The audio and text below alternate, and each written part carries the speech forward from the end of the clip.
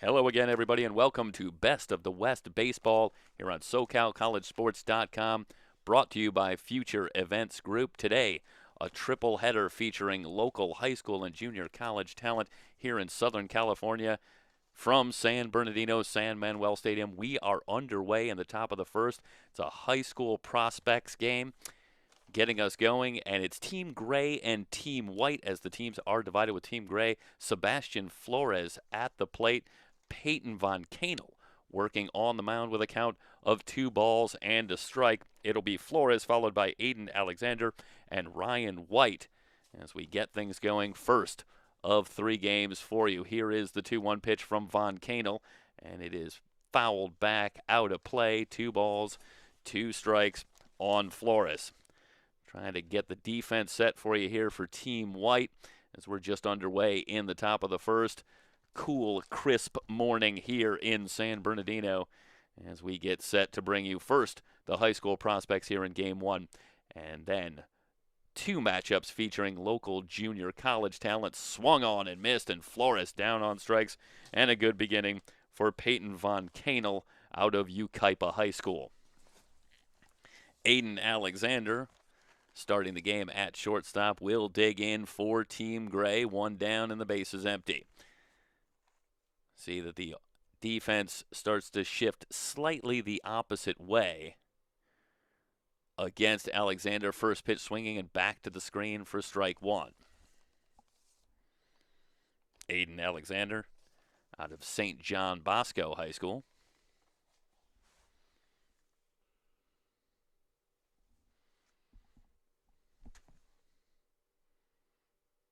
And Von Kanel has the sign into the wind. Here is the pitch.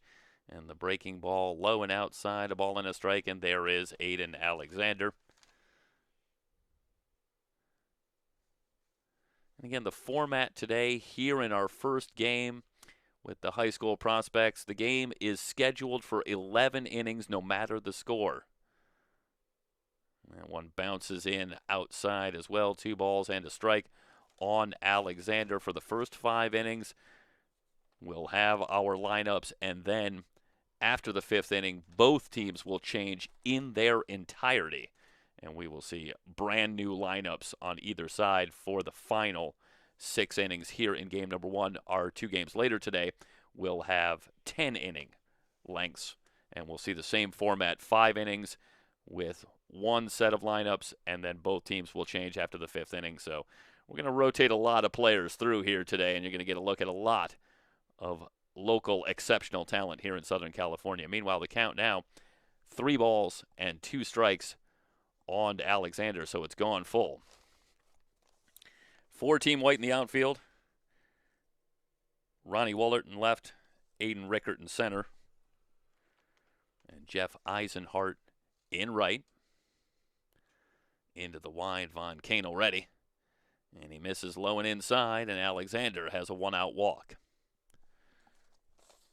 That'll bring up Ryan White, the third baseman. Ryan White out of Orange Lutheran High School as Alexander heads down to first.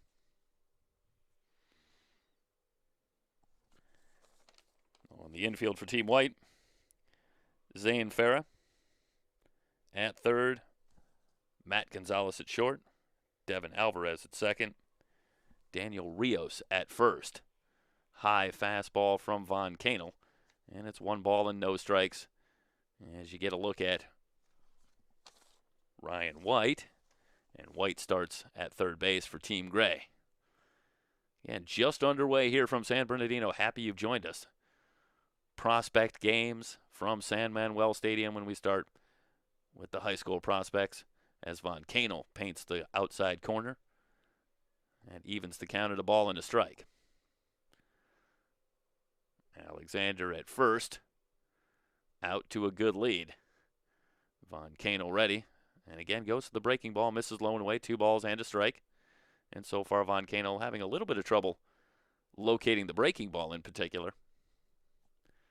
1 down and a runner at first. Jeff Stoyanoff with you.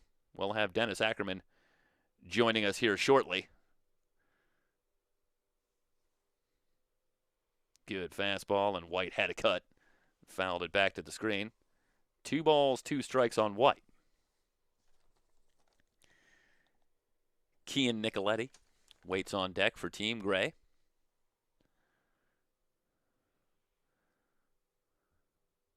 As Moncana with a long look. Now ready. From the belt, here's the 2-2.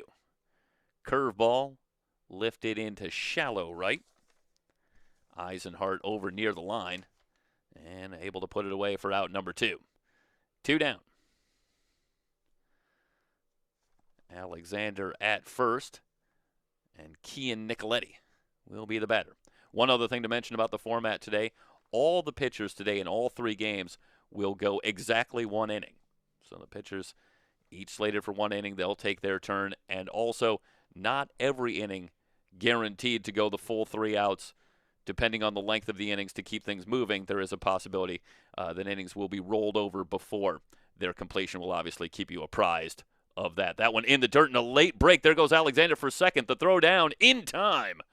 And Alexander thrown out to end the top of the first. We're through half an inning. Team Gray, nothing. Team White coming to bat. Just underway. Triple header coverage. Best of the West baseball on SoCalCollegeSports.com. Brought to you by Future Events Group. And hello again, and welcome to San Bernardino for Best of the West Baseball on SoCalCollegeSports.com. Jeff Stoyanoff. I'm very pleased to be joined once again by good buddy Dennis Ackerman. And Dennis, welcome. Good to have you here again for more Best of the West Baseball. And today, a triple header due up here. The Prospects game, and it brings you back to the Best of the West tournament that we covered a couple of months ago. And well, it felt like a couple of months ago. We saw a lot of players heading to both Division I to junior college on various tracks, and we got the next generation coming here of players on their way to the next level, starting here with the high school all-star game. Yeah, it's a beautiful day here at San Manuel Stadium in San Bernardino. First pitch was 64 degrees. We're joining you here in the bottom of the first, no score. Team Gray, Team White in action today. Again, these are the high school prospects in the area. So starting on the mound for Team Gray, it'll be right-hander Luke Summers. He will work to Matthew Gonzalez, Devin Alvarez, Aiden Rickard here in the bottom of the first inning. Team White coming to the plate. Taking a look at the rosters for the 2 teams, and Team Gray, it's an awful lot of Orange Lutheran High School, but again, it seems to be very, somewhat at least by, as we eyeball it, geographically based between the 2 teams, but a lot of talent here heading for the next level. Yeah, I mentioned Team Gray. They have 9 players from Orange Lutheran High School out of the Trinity League. They also have a couple players from St. John Bosco as well.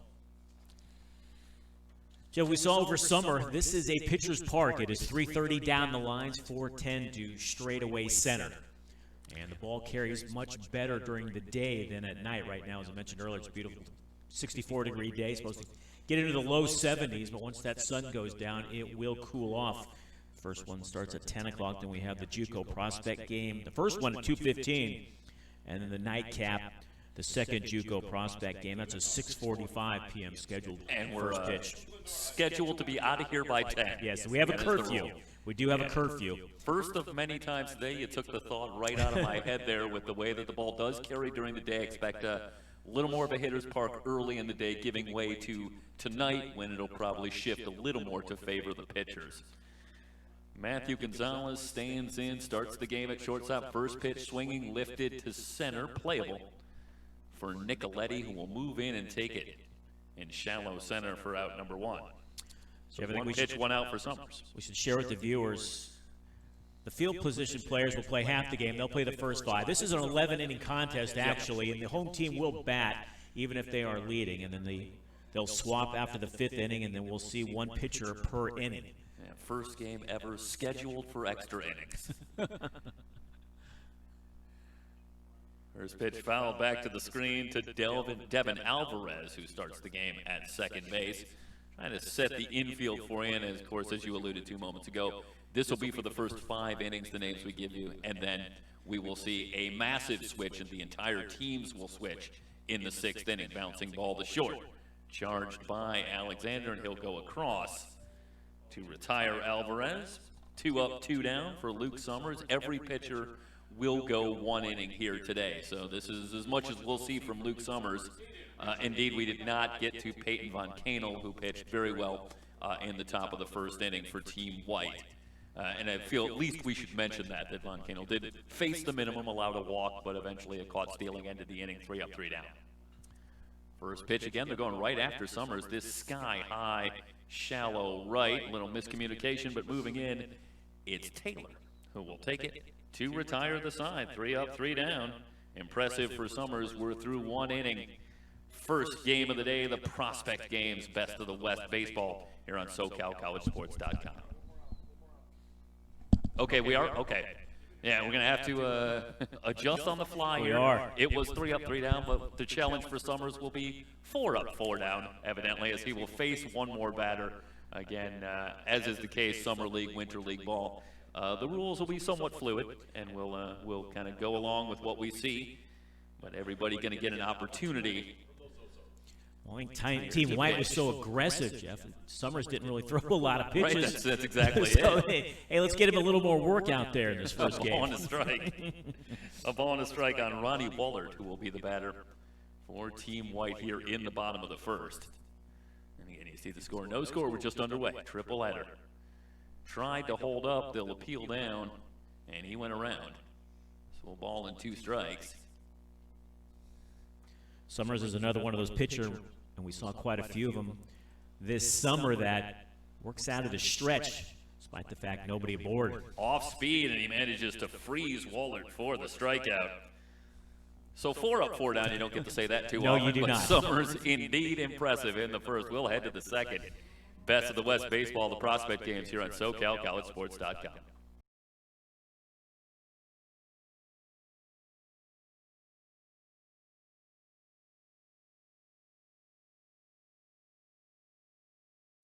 San Manuel Stadium here in a crisp, cool Saturday morning. Best of the West Baseball here on SoCalCollegeSports.com. Crisp and cool. We didn't think we'd be saying that here from San Bernardino when we were here a couple of months ago. No. 3-digit temperatures, I think, for most of the day. Well, we're in the desert, and we have a new pitcher for Team White. It'll be Makai Morisaki. We'll be on the mound for an inning here, and then we, I think, consulting the roster sheets that we were given, Morisaki should see some time in the field as well later in the game. We'll so see he'll him be at moving short. around, and he'll work to Kian Nicoletti to start. Yeah, we'll see him at shortstop in the 6th inning. And a breaking ball misses low. A ball and no strikes on Nicoletti. He'll be followed by Matthew Rice and Colin Taylor here in the top of the 2nd inning. In there for a strike, count evened up at a ball and a strike. Ronnie Wallert in left, Aiden Rickert in center, and Jeff Eisenhart in right. Way outside a ball. 2 balls and a strike to Nicoletti. Zane Farah at third, Matthew Gonzalez at short, Devin Alvarez at second, Daniel Rios at first. For Team White, here's the 2-1 from Morisaki. And that one squibbed foul. It's kind of a late defensive swing there for him. Like Morisaki starting Nicoletti out with a pretty steady diet of off-speed pitches and then went to the fastball and definitely had Nicoletti just trying to fight that one off. Here's the 2-2. Yeah. Foul tip. So Nicoletti will stay alive. Not in here, not in here.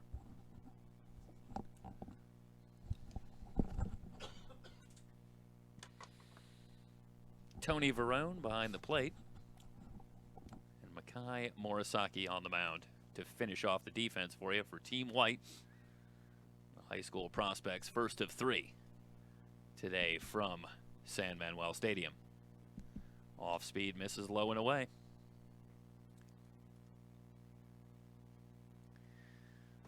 Well, already you can see a pretty big difference between Morisaki and the Peyton Von Canel, who pitched the first inning, and more reliance on breaking stuff from Morisaki, at least to Nicoletti.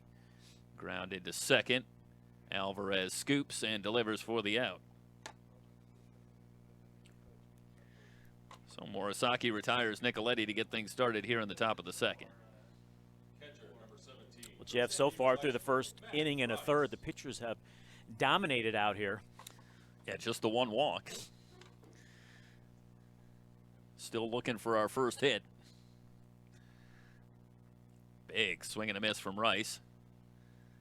No balls and a strike on Matthew Rice, the catcher for Team Gray. Outfield shading Rice just slightly the opposite way. Fastball just outside for a ball.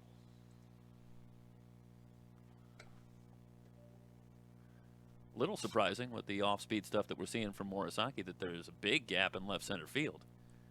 If Rice can drive one, and there's another breaking ball on the outside corner called strike 2.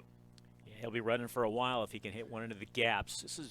This park plays to gap hitters, a lot of doubles, a lot of triples that we saw this summer. Yep. Morisaki ready, kicks and delivers. Outside a ball. He's working carefully to Matthew Rice. See if he comes inside at some point. He's been pretty steadily on the outside corner. Stays there, lifted to right. On the run, Eisenhart over near the wall, and it's out of play.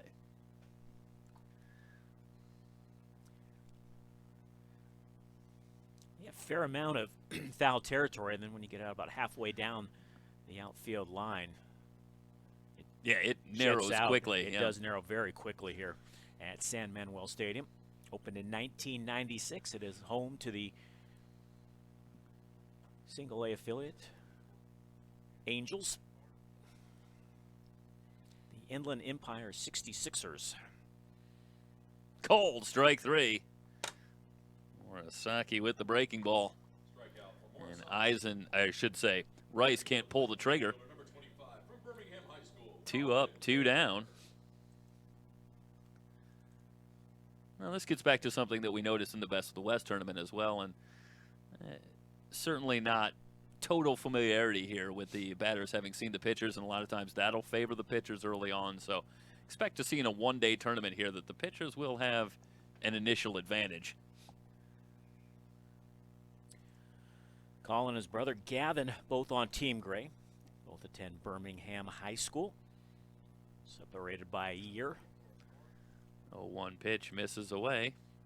A ball and a strike on Colin Taylor, who was older by a year. Roped, and it's a fair ball. Into the corner. This will be extra bases for Taylor. Digging for second. He'll make it easily. A stand-up double. And Team Gray finally gets something going.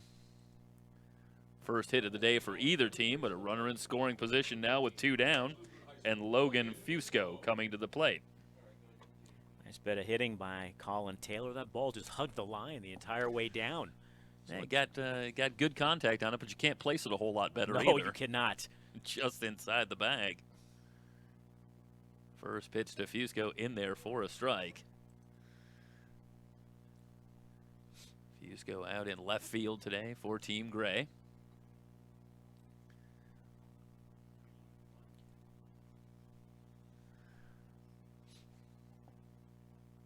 Here's the pitch and the fastball. A little high and away for a ball. 1 ball, 1 strike.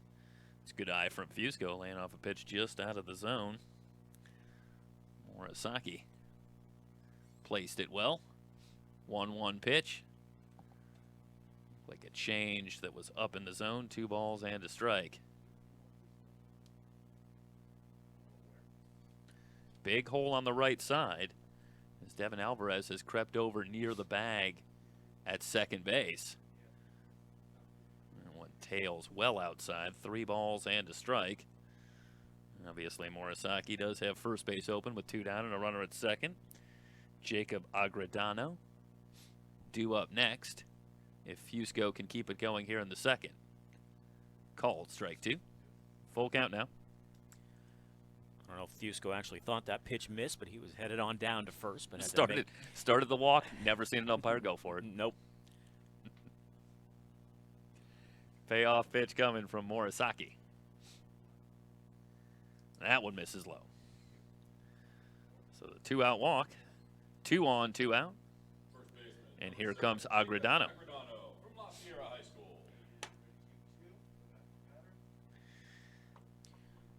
Another right-hander Agredano will dig in. And there you get a look at Jacob Agredano out of La Sierra High School. And he was well out in front. Just manages to get a piece. Send that back to the screen. No balls and a strike. 8 batters in the order for both teams. Another slight change. So Sebastian Flores waits on deck. The top of the order coming up. Jeff, these pitchers are on a pitch count. Yeah, I was just thinking the same thing. This may be the last batter of the inning either way. We'll see if they indeed roll it. Should Agredano keep the inning going? Certainly a possibility, but he's in a hole now. No balls and 2 strikes as you get a good look at the replay there, and good location on the breaking ball. Here is Morisaki, the 0-2. Tried the fastball and missed. So for you viewers at home, what a pitch count means is even if the inning is not over, they will halt the inning right there if a pitcher hits his limit.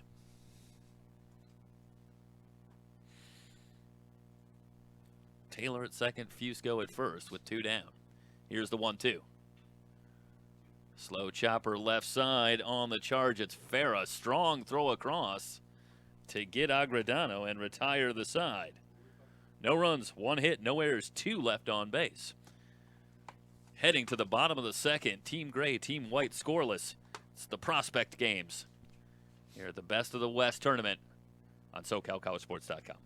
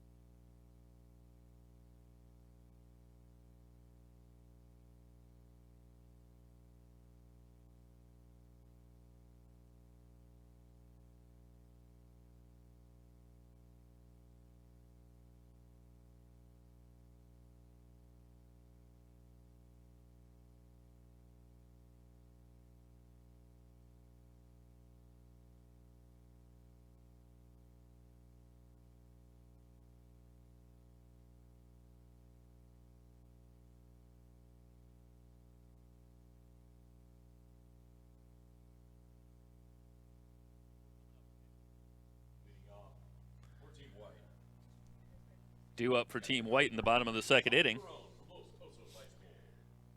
It'll be Tony Verone, Jeff Eisenhart, and Daniel Rios against new pitcher Christopher Canada. And the left-hander Canada delivers and misses low with a fastball. A ball and no strikes on Verone, the catcher. Today for Team White. Trying to run through the first half defense for you for Team Gray. This inning as well. Inside a ball. Quickly 2 balls and no strikes on Verone. It's Logan Fusco in left, Kian Nicoletti in center, Colin Taylor in right, Ryan White at third, Aiden Alexander at short, Sebastian Flores at second, Jacob Agredano at first, Matthew Rice behind the plate. Again for the first 5 innings, and then we'll have a whole new team for the second half. 3 balls and no strikes, the count now on Verone. Well, I guess if you're a little bit wild on a pitch count, it doesn't hurt you quite as bad. You're eating up a lot of pitches if you're missing in the zone. And went in there for a strike. Canada's a tall, lengthy left-hander, 6'6". He'll be a senior at Orange Lutheran High School, working out of the stretch. Here's the pitch to Verone, and that one high and tight. And a leadoff walk for Team White as Verone will head down to first. And that'll bring up Jeff Eisenhart, the right fielder. I'd guess that Eisenhart went to Orange Lutheran because I'd have about a 40%. No, this is actually the other side. More Glendora for Eisenhart. That one scoots away from Rice. And on the play, Verone will head to second. Boy, that is close to a pass ball by my unofficial scoring. Take a look at the replay here. See what you think, Dennis. Oh, yeah. I'm going to concur. With our own very unofficial scoring, where we concur on the pass ball. Good movement, though. It's a good, taking a look at the replay, you get a sense of both the velocity but also the movement for Christopher Canada. And it is a challenge, certainly behind the plate. This one lifted down the left field line, but it is twisting foul. 1 ball, 1 strike. Quickly, Team White has a runner in scoring position with nobody out here in the bottom of the second.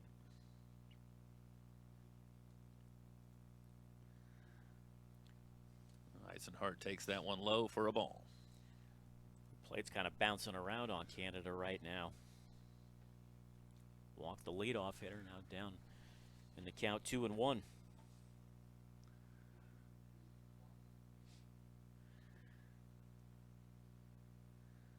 They'll play Eisenhart to pull in the outfield and in the infield. Big hole on the right side. And he hooks this one foul. Count even up, 2 balls and 2 strikes as you get a look at Jeff Eisenhart.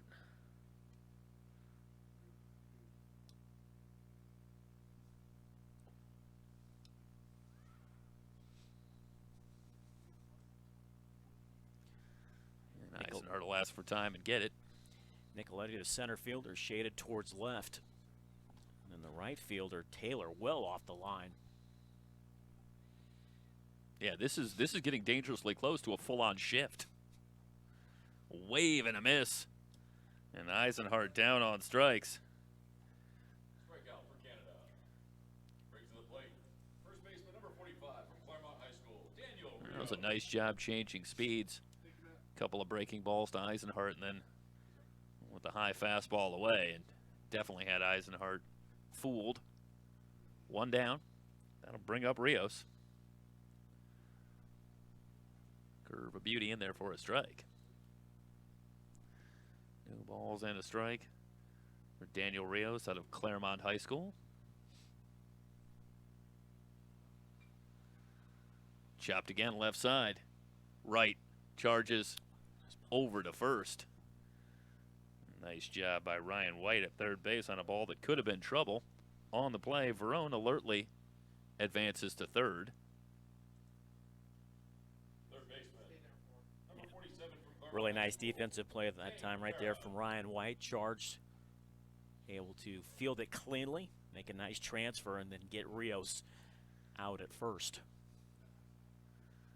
And again, Canada starts out with a breaking ball and in there for a strike. Now, a little shaky at first, but seems to be finding his groove, and he's 1 out away from getting out of it, but he's got a runner at third here with 2 down. High heat. Farrell with a wave and a miss. Zane might have chased one out of the strike zone that time. Now down in the count 0-2.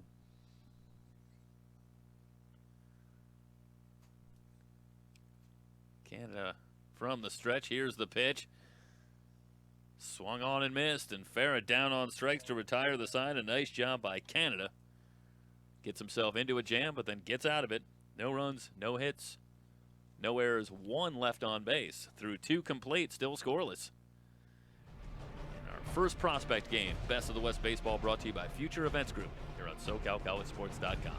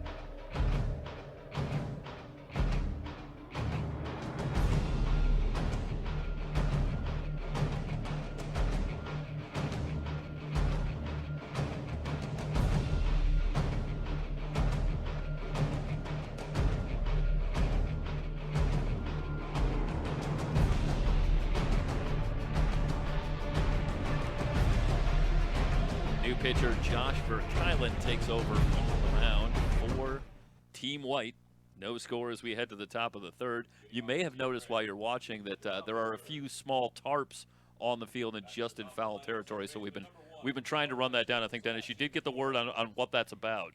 I did. They're actually trying to preserve the grass. It's December, so it doesn't grow as well. As you see, there's a strip right behind shortstop as well as second base, and then down foul territory in the infield. Lined into center field, and that's a base hit to get things going for Flores. And a little sweet redemption after he struck out his first time up, and that time he went up first ball fastball and ripped it for a base hit. And you can see there's a couple of tarps, one in left and one in right where the edge of the infield dirt meets the outfield grass. It's in foul territory, but there's a sliver of it also in fair territory as well, and then obviously right in front of the pitching mound as well. So just something to keep an eye on. There's a little extra degree of difficulty, I think, for Yes. the players. So you guys you've mastered the game pretty well at this point. We're going to make it just a little more challenging for you. remember the old Naked Gun, the very first Naked Gun, where the guy's going back to field the pop-up and the car comes by and runs him over. Well, you know, speaking of cars, if you look at the NFL from the 1970s, in the end zones, a lot of times you'd see cars. And you're like, can you imagine a car on a NFL field today? Just would not happen.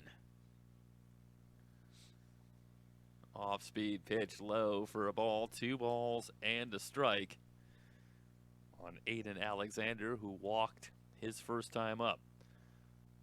Flores at first for Team Gray. And Verkylen ready. There goes the runner. And this one will get away. And now Flores can think about third, and he is going to head to third and make it. So a stolen base. I'm guessing, I think perhaps maybe another pass ball.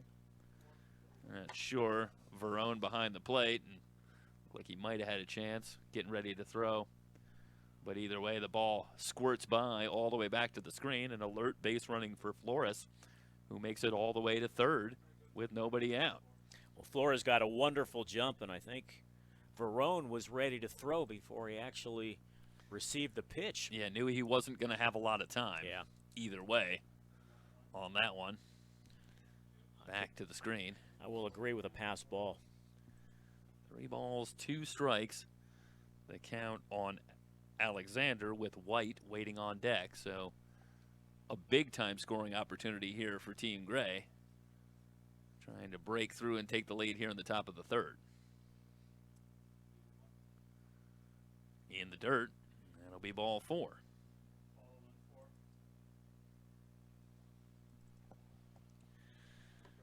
So Verkylen in a major jam here in the top of the third. Runners at the corners. And Ryan White, who flied to right his first time up, coming to the plate. Well, if you're Verkylen, I think you give up the run for the double play ball right now. No doubt about it. They'll creep in at the corners with Rios holding the runner on at first, but Farah even with the bag. Popped up right side. Alvarez under it and has it. And perhaps even more than the double play ball, just what the doctor ordered if you're Verkylen. 1 out now.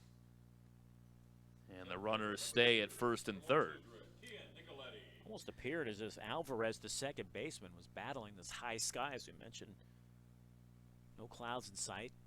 Temperature in the upper 60s. Well, what was it was when we were here before, throughout the day, the sun will impact right field, that right side more.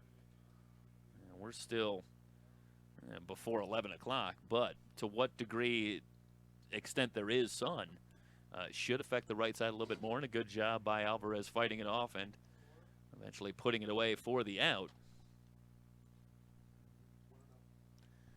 So 1 ball, no strikes the count on Nicoletti, who grounded to second his first time up.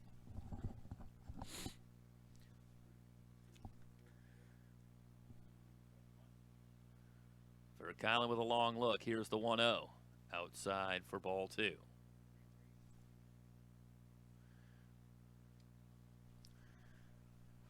Again, Farrah about even with the bag at third. Rios holds the runner on at first. They're about halfway up the middle. Cued toward first, on the bag for one, and the throw down, not in time. On the play, Flores will come home with the first run of the game. As Nicoletti is retired at first, but Alexander able to just beat the throw at second. And that allows Gray to jump out to the 1-0 lead. Jeff, as you mentioned, was kind of a cue shot, and it wasn't hit hard enough. Able to get the run at first. The runner at first, beg your pardon, but the throw was not in time to get Alexander at second. Yeah, it's a good break by Alexander. Yeah. It makes all the difference as he beat that throw by just an eyelash at second. In the dirt, and a nice job by Verone keeping that one in front. You have to expect today that runs will be somewhat at a premium, both with the lack of familiarity for the hitters with the pitchers, but also with the shortened innings as well. Rolling the innings will certainly have an impact and make it a little bit harder. Foul tipped, or are they going to say, no, they're going to say it was a swing and a miss. Yeah, Just Rice not past didn't get a catcher, piece of right. it, so on the play, Alexander alertly moves to third. The count now 2 balls and a strike on Rice. I think we're going to go wild pitch on that one. A little bit more of a challenging play for Verone behind the plate with the big swing from Rice. And trying to keep that one in front. 2 balls and a strike on Rice. A strikeout victim his first time up. Off-speed pitch outside for a ball. 3 balls and a strike. Colin Taylor waiting on deck for Team Gray, and Rice looking to pick up the runner at third and give Gray another run here in this top of the third inning. And again, the swing, and on the play, Alexander going to come home and score. And again, it was very close as Rice offered at that pitch, but didn't get a piece. We'll take a well. We got the tail end of the replay there. See if we can get it, but another very close call behind the plate. But Rice getting a lot of work done by not making contact on this particular at bat. As it turns out, as that one again scoots by Verone, and it gives Gray another run, and they lead it 2-0. Bouncer to short, big hop for Gonzalez. Over to first to retire the side, but 2 runs for Team Gray. On just 1 hit, they take advantage of a couple of wild pitches to push a couple across. We head to the bottom of the third. Team Gray on top of Team White, 2-0 in the high school prospect game. Best of the West baseball brought to you by Future Events Group here on SoCalCollegeSports.com.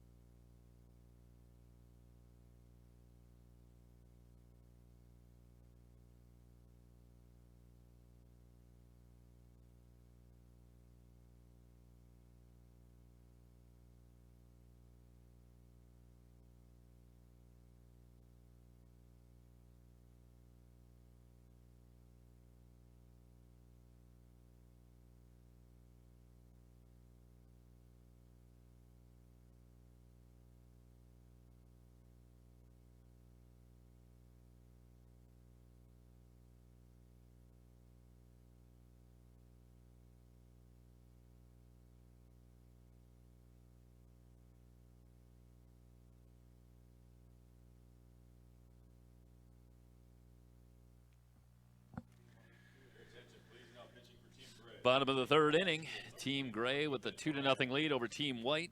High school prospect game, first of 3 games today at Best of the West Baseball from San Manuel Stadium in San Bernardino. Top of the order coming up, Matthew Gonzalez, Devin Alvarez, Aiden Rickert against new pitcher Ethan Moran, the right-hander for Team Gray. Moran's a senior at St. Paul High School, 6'2", 215. Good size. We'll see how he elects to work to Matthew Gonzalez. He flied to center his first time up. And the fastball way high for ball 1.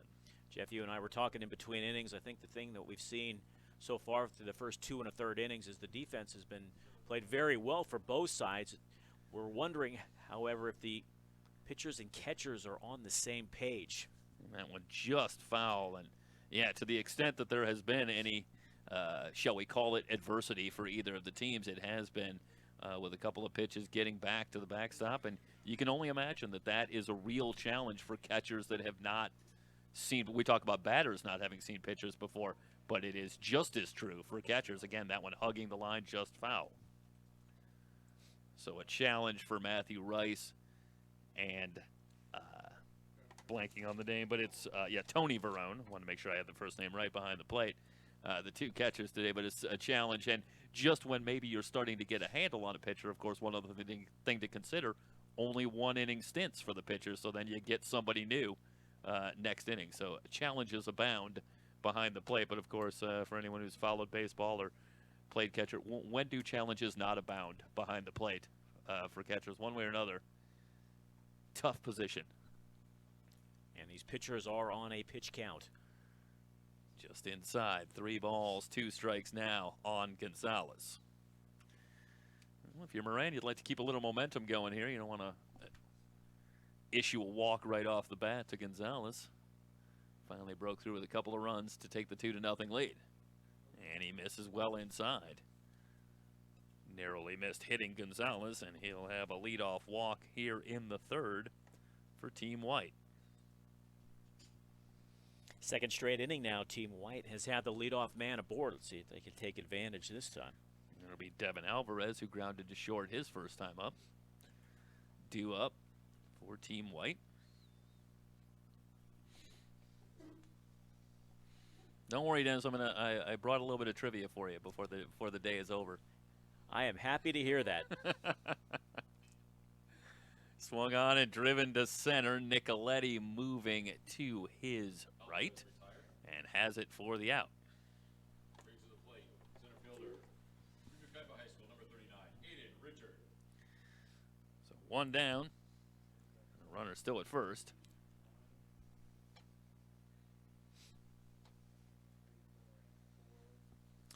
Despite the COVID-19 restrictions, there are fans in attendance here this morning for this one. Also agents and scouts as well. So not a bad turnout for a 10 a.m. start on a Saturday morning here in early December. A ball and no strikes to count on Rickard, who flied to right his first time up.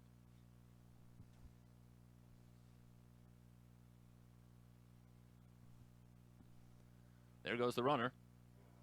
And the throw down in time. Well, that is a wonderful tag by the second baseman, Sebastian Flores, to reach back and tag the runner.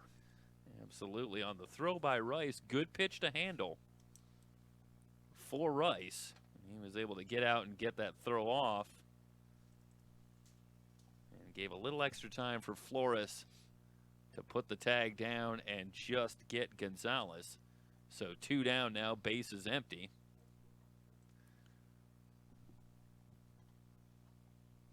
As Moran works on Rickard.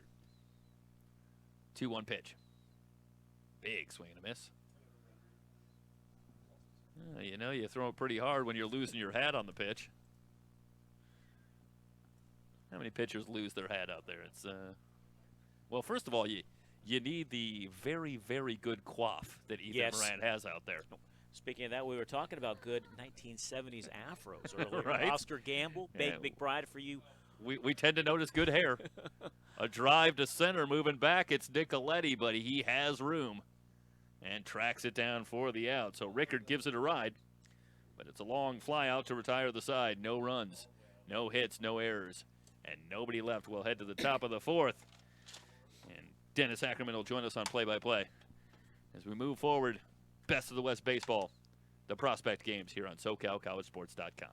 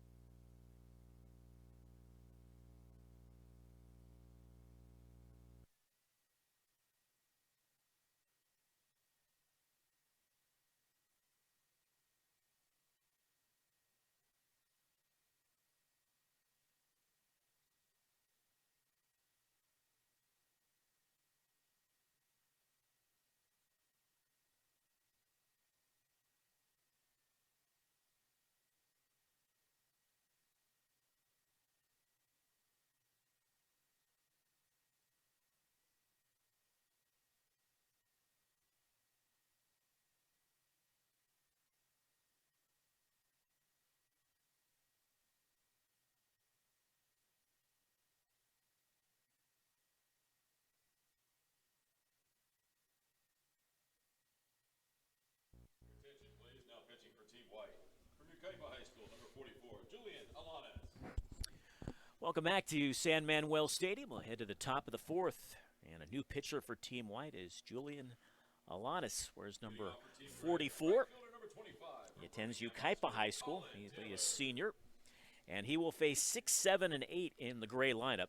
If you're just joining us, each team batting just 8 in the lineup. The pitchers are not hitting, and each pitcher is scheduled to throw 1 inning. They are on a pitch count, so if they hit that limit, the inning ends, no matter what the situation is. Colin Taylor leads things off. He's 1 for 1. He doubled back in the second and was eventually stranded there. Team Gray leading 2-0. 2 runs, 2 hits, no errors. Team White, nothing but zeros on the scoreboard, looking for their first hit. 2-0 on the left-handed hitting, Colin Taylor.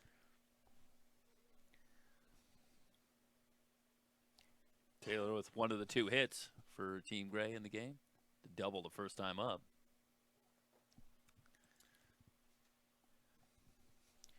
2-1 now. The center fielder, Rickert, shaded slightly towards left. My memory is Colin Taylor was batting right. Switch hitter? Is that possible here? Or the roster We'll in front, but I check. thought he was batting from the right side his first time up. It says, or he could be. It says he's a right-handed hitter, right-handed thrower, so he perhaps is. 2 balls, 2 strikes. Well, I'm no expert, but he is definitely hitting from the left side of the plate this time up. Your eyes are not deceiving you as he fouls a 2-2 pitch straight back. Heading our way. I mean, Corey, Mike, anybody bring a glove? How's your hands these days? Well, I've got some bad news. They're as good as they've ever been. Okay. The right-hander wheels and deals. And Taylor lays off, takes it high for a ball. He's run it count full on the leadoff hitter here in the 4th inning. If you're just joining us, we will play 11 innings. This is the first game of the Best of the West Prospect games. Line right at the first baseman, Rios, beg your pardon. Yeah, Rios positioned perfectly. Another one that hit on the screws by Colin Taylor. Good swing. Left fielder. Take a look here. That's a nice job going down and getting the breaking ball from Alanes, and Rios in the right spot. What do they say? Hit them where they aim. That'll bring up Logan Fusco. He walked his first plate appearance, so he does not have an official at bat. He's one of 9 players from Orange Lutheran High School in this, playing for Team Gray. Yeah, that's what I was alluding to earlier, talking about we talk about some lack of familiarity, but not so much on Team Gray itself. 9 players from one team. Fusco, an outstanding student, 3.70 GPA. 3-0. Let's see if he's taken all the way here, if he gets the green light from head coach Channing Varela, beg your pardon. And he appeared to be taken all the way. Breaking ball in there for a strike. Now 3-1. One out here in the top of the fourth. Team Gray leading it 2-0. They picked up a couple of runs top half of the third. And that one hits Fusco in the back, so he'll make his way on down to first. He's 2 at bats. He's been on a couple of times. Still does not have an official at bat. Well, I guess we're going to have to take one for the team if you're Logan Fusco. Good that it's the definite off-speed breaking ball. Sierra High School, number 7, Jacob Agredano. Fusco heads down to first. So bring up the number 8 hitter in the lineup, Jacob Agredano. He is 0 for 1, grounded out to third. Fusco with about a 3-step lead over there at first, being held on by Rios. So far, both coaches been very willing to put runners in motion. We've seen a couple of hit and runs, a couple of straight steals already. So expect to see Fusco moving here at some point. Yeah, Team Gray has 1 stolen base. That was Sebastian Flores in that third inning. Throw over and diving back in safely is Fusco.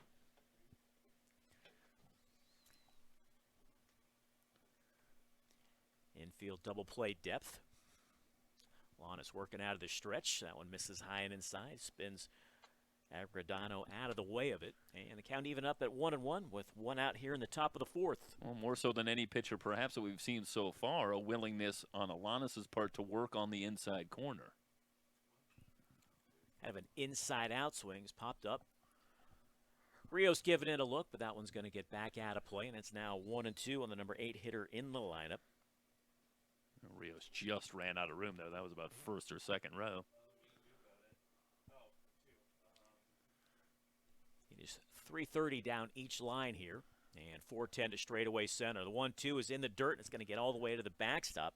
So moving up 90 feet is Fusco. So with 1 out now, he's in scoring position. And let's take a look at the replay and see if this one's a pass ball or perhaps a wild pitch. And it looked to me like a pretty tough pitch to handle for Tony Verone behind the plate. Well, let's have a look here.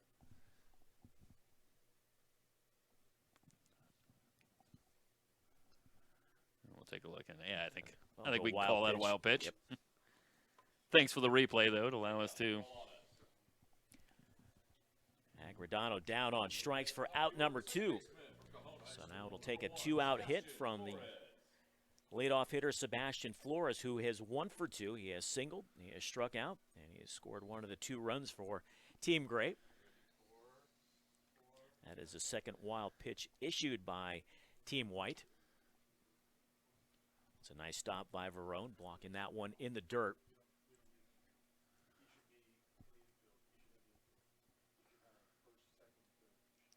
Fusco's the runner down at second. He was hit by a pitch and then later on advanced to second on a wild pitch. Fastball down and low. 2-0. Again, you can expect Alanis to see if he can get Flores to go after something out of the zone with first base open. And Alexander waiting on deck, and so far, Flores not offering. 3-0. As you mentioned, Jeff, this might be an unintentional, intentional. That's a good job by Flores, too, being aware of the situation and laying off these pitches, realizing that Alanis very likely might try to work something out of the zone. Taken all the way on 3-0. It is now 3-1 on Sebastian Flores. 2 outs, Fusco will be off on contact, but the outfield also playing pretty shallow here. So could still see a play at the plate on a ball hit to the outfield. Rickert almost had him played perfect. Can of corn for out number 3. Team Gray challenges, but they come up empty. No runs. There was no hits, no errors. 1 runner left aboard. Head to the bottom of the fourth. There is 2-0. Team Gray in this best of the West prospect first game.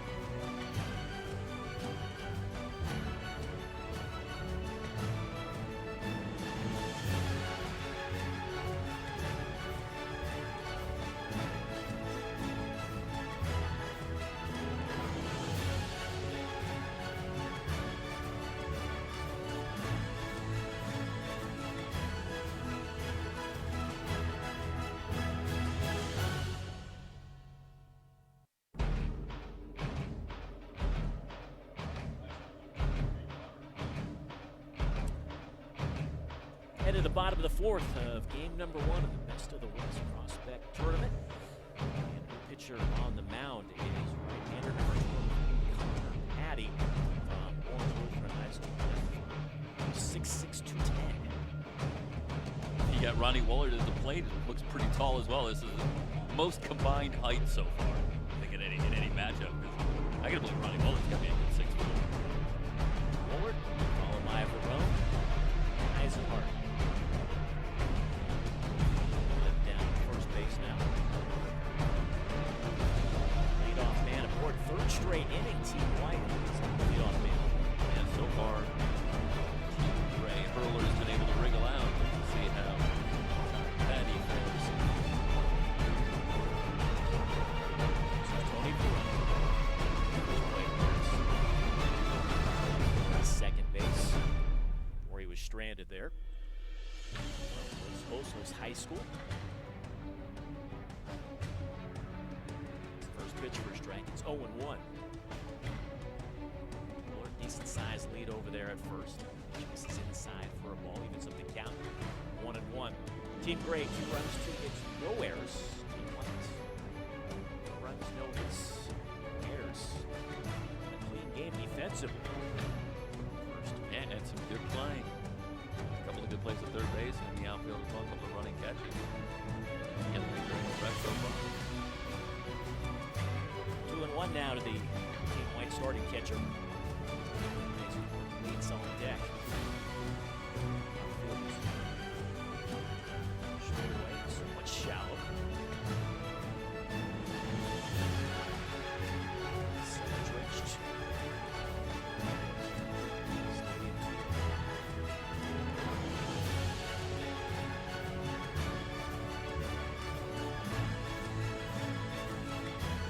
Patty checks the runner at first. That's set. And the 2-2 from the right-hander. This ball misses high and away. He's running full, so we'll see if Woolard's off and running first base.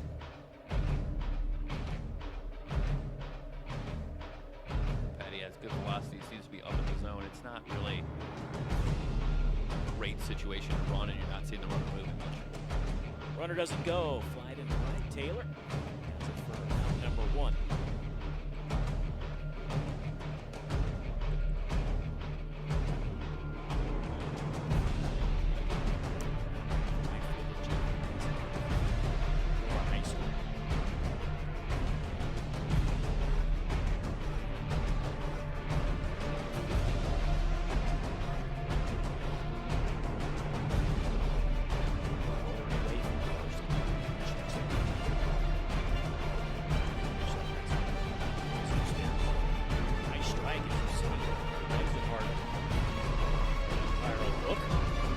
Eisenhart's in a little bit of the higher strike zone himself, and pitches look a little lower when they're coming from Connor Patty.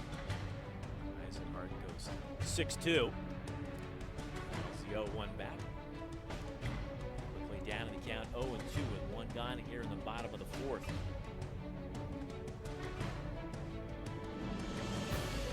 Brian White is hugging down line.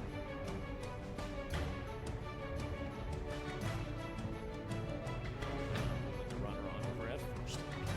See if he goes right after him at 0-2. Held off the fist. Back out of play as well.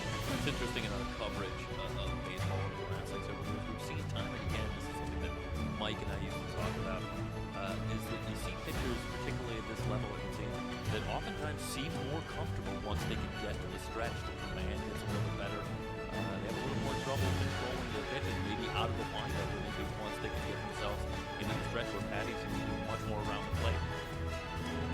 0-2 again foul.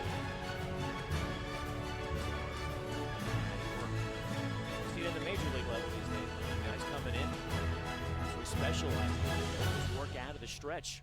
Where before, back in the day when you and I growing up watching baseball, and Oh, yeah. nobody worked out of the stretch Everybody unless there had were the- runners aboard. Everybody had the big windup. Yeah. Times have changed. Well, I suppose back then you really had to throw your whole body into it to get the velocity that these guys get now, seemingly with no problem. 0-2 misses upstairs. 1-2 now. 1 gone. Bottom of the fourth. What do you First think, of 3. the best windup for you, Walter? Valenzuela? Tiant, maybe? Oh, Marichal? El Tiante, I don't know. Boy. Louis Tiant, number Some good ones 23 out for the there. Red Sox. That was a great one, wasn't it? Fernando was also a good one. Way out in front of that. Yanked foul down the left field line. Remains 1-2 on the starting right fielder for Team White.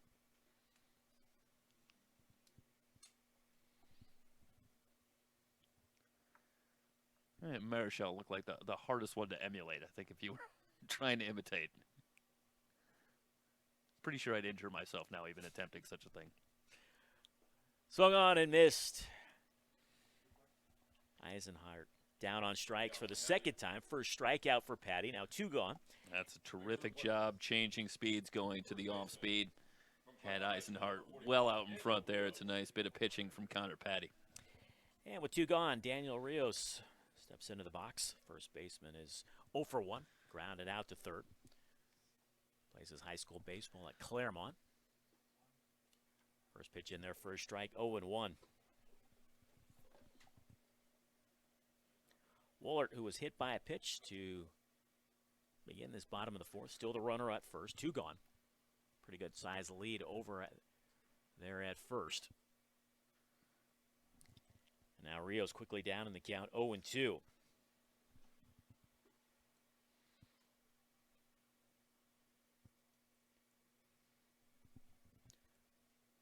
JUCO prospect game. The first one is Team Green versus Team Navy. Then for 2:15 scheduled first pitch.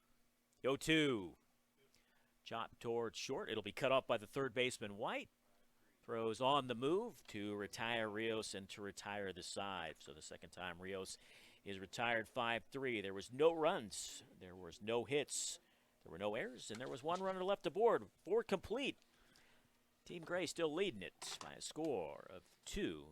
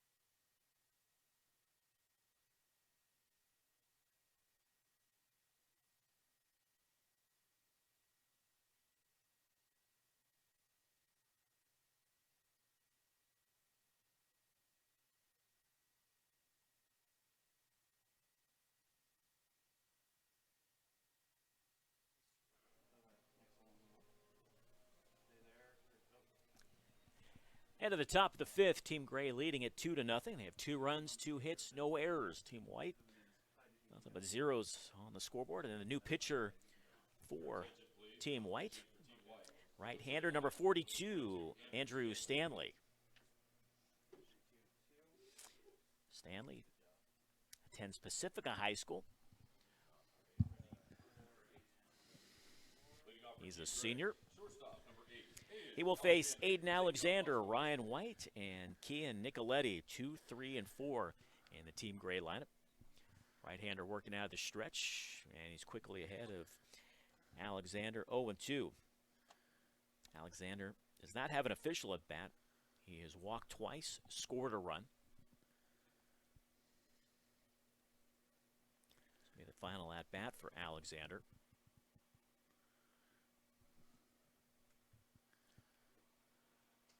That just missed inside. I think Verone thought it was strike 3.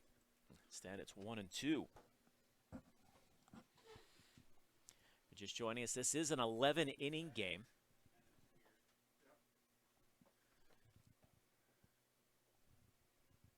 The home team will bat here regardless if they're up or down. That one is going to get down. Actually, it was misplayed out there in left field by Woolert and the center fielder Rickard. Appeared I was hit harder than it was. It looked like maybe off the end of the bat. Yeah. One of those ones that they take a half a step back before they really adjust on it, and that's enough for it to get down. And Alexander stays perfect at the plate. Leadoff single, third hit of the game for Team Gray. First hit for Alexander. He's now been aboard all 3 plate appearances, and that'll bring up the number 3 hitter, Ryan White, who is 0 for 2. He has flied to right. He has popped to second. Lays off the first pitch, takes it for a strike. It's 0-1. Let's see, at some point, Alexander is off and running. Team Gray is 1 for 2 in the stolen base department here so far this morning. Sounds a little strange saying that, but it's still morning. That ball is hit well into center field. Going back on it is Rickard, but he hauls it in. Nice running grab for out number 1 here in the top of the 5th. Yeah, deepest part of the park.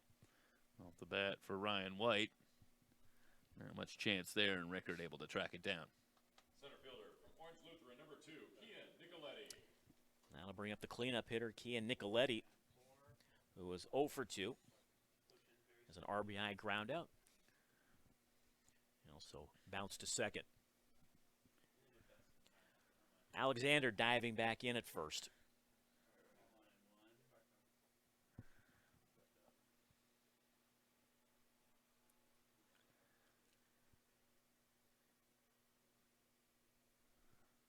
Stanley looking for a double play ball to get out of this inning. And the first pitch to Nicoletti is taken for a ball. It's 1-0. I like the team color concept here for today, Jeff. It makes it nice and simple for us. We've got Team White, Team Gray, Team Green, Team Navy, Team Black, and Team Red. Yeah, if only we could get the football teams that we cover from time to time to be so conservative in their choices. Make it a lot easier to pick out numbers, but indeed, these are nice. Bordering on old school. Yes. That could be 2. Over to second for 1. The relay is dug out nicely at first base for Rios. And Team White turns the double play to end the inning. Take a look at it one more time as we go. A lot out. of good defense here to go around. To be fair on the good pivot, and then as you talked about, what a job on the pick by Rios just to finish it off, 5-4-3. We've played 4.5, and it's Team Gray leading it 2-0.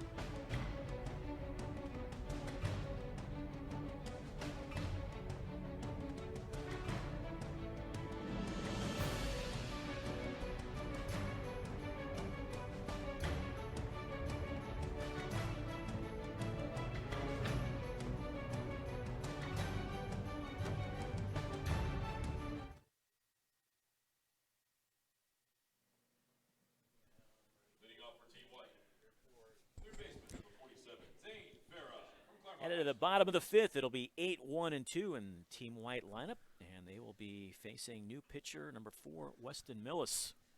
They're swinging at the first pitch. Back out of play. 0-1. Team White's got to get these bats going. No runs, no hits, and no errors. Trailing at 2-0. Farrah's 0 for 1. Strikeout victim. And is only at bat in the second inning. Yeah, ironically, 3 times they've had runners on. There's a hit. They must have heard me. First hit of the game for Team White. Straight inning, they've had the leadoff man aboard. Yeah, I started to say that, despite the no hits, you'll never see a team with no hits that's had more opportunity to get something going offensively with the leadoff runner on each of the last 3 innings and now 4. So the chances have been there, but indeed the timely hit has been difficult to come up with, but Farrah gets him going here in the 5th. And I'll bring up the top of the order now in Gonzalez. Shortstop's officially 0 for 1. He is fly to center, and he is walked as well. First pitch is in the dirt for a ball, and it is 1-0. Team Gray has 2 runs. They've done it on 3 hits. They have not committed an error. Team White, no runs, 1 hit. They have not committed an error either. Well, I think the storyline here in the early going of our first game has been impressive defense on both sides, and certainly that one's lifted into right center, giving chase, and Nicoletti's going to have a play on it. Good range from Nicoletti tracking that one down. But obviously for Millis, would love for that to continue if he could get a ground ball here, maybe turn 2, get out of the inning. As we watch Nicoletti track this one down in right center. Devin Alvarez steps to the plate, 0 for 2, grounded to short and flied out as well. Well, as we saw in the first inning, Team White, even though they went 1-2-3, they actually sent another hitter to the plate. So if we get a ground ball here, it might not be the end of the inning. Very true. No guarantees. No guarantees in summer and winter ball. Alvarez takes the first pitch for a ball. It's 1-0. Farrah with the lead over at first. Agradano holding him on. The 1-0. Swing and a miss. Count even up now at 1-1. Looked like had Alvarez out a little bit in front on that one. And it also looks like he has the kind of delivery where there's some good disguise. Gets his back a little turn to you. 1-1 from the right-hander. Misses low and in the dirt. Nice block by the catcher, Matthew Rice. Yeah, both catchers been busy.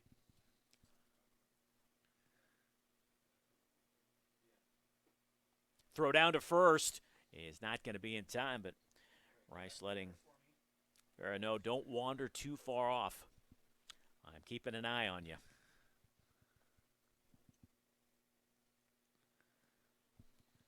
Count even up in that 2-2 on the number 2 hitter in the Team White lineup. Farrah, a good-sized lead over there at first. 2-2 for Millis. Fouled off the fist. Remains 2-2. Jeff, getting back to your point, you and I have talked off camera. I'm very impressed by the team defenses on both sides. Yep. There's been a lot of tough plays both in the infield and the outfield, and they have handled them flawlessly. As you can tell, no errors by either side. He's run it full now on Alvarez. Let's see if Farrah's off and running with the pitch. Just 1 out. Team White trailing by a couple of runs here in the bottom of the 5th. Runner doesn't go. Payoff pitch. Looked like it got Alvarez in the shoulder, perhaps. Yeah, the fastball up and in. And Alvarez. Oh, looked like it hit him in the helmet, actually. Might have gotten him there, yeah. Yeah, it did. But good news is Alvarez appears to be okay as he makes his way down to first base. And I think you can see he's motioning. Yeah, it did hit me in the helmet, but I'm okay. So Farrah's now the runner at second. Alvarez is the runner at first. Tailing action on that fastball, and inside gets even more inside. And does catch a piece, but obviously good news that Alvarez is apparently okay at first base, stays in the game. This is Aiden Rickert from Ukaipa High School. 0 for 2. He's flat out twice. Steps in with a runner in scoring position, just one out. Can't catch up with the fastball, count even up at 1-1. Fair's the runner at second. Alvarez is the runner down at first. Team White looking to break through, trailing 2-0 here in the bottom of the fifth. See the second baseman Flores cheating a little bit towards the bag, trying to keep the runner Farah close. That one is going to get down, and that might score a couple of runs. Here comes Farah. They're going to wave Alvarez. He will score easily, and diving into third safely is Rickert with a 2-run triple, and we've got a brand new ball game all tied up at 2. Well, this is a frozen rope off the bat of Rickert. And they're shading just slightly to right center, and that allows that ball to get fully by Kian Nicoletti and probably turns a double into a triple as White ties it up at 2.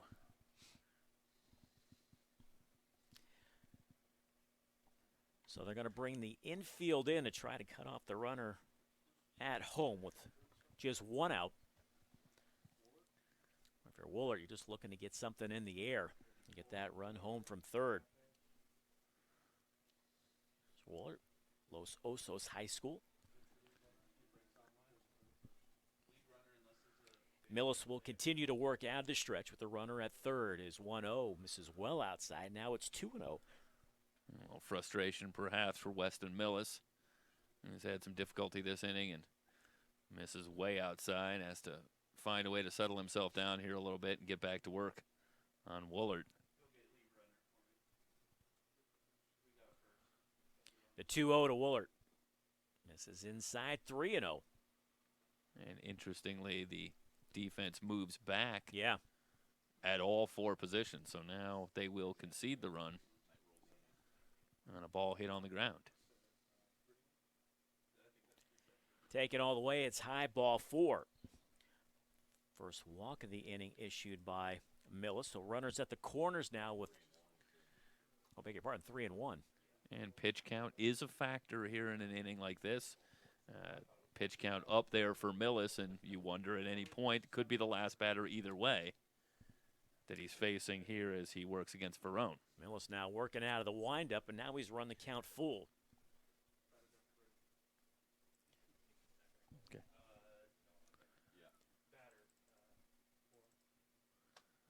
Here's the payoff pitch for Millis.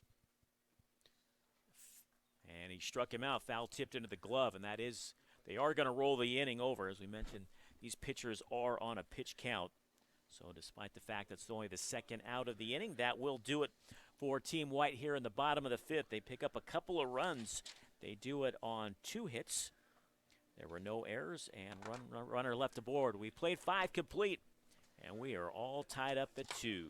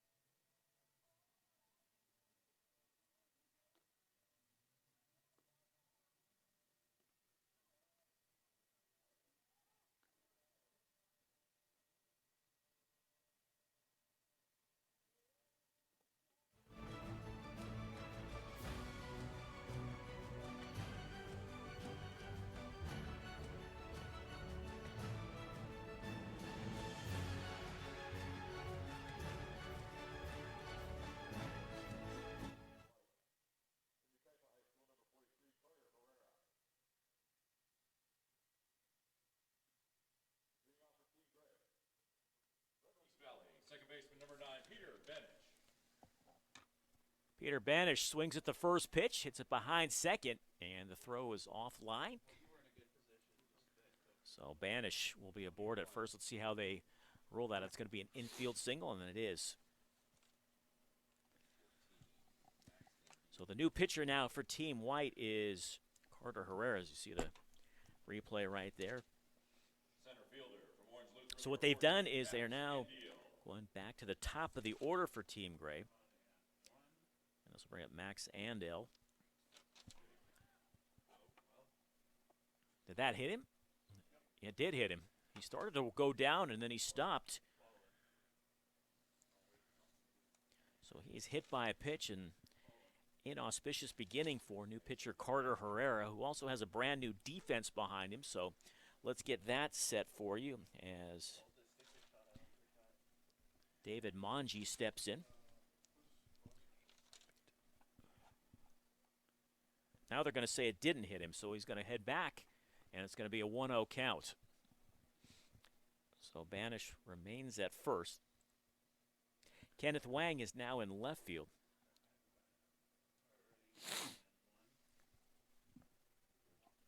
Set the rest of that defense. Breaking ball misses for a ball. It's now 2-0.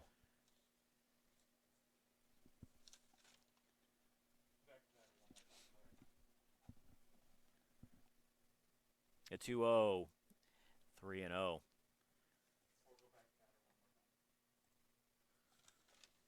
Joshua Cortines is in center field. Shiloh Abito is the right fielder. Jordan Stuckey is at third. Did he lay off the 3-0? He could not. It is now 3-1.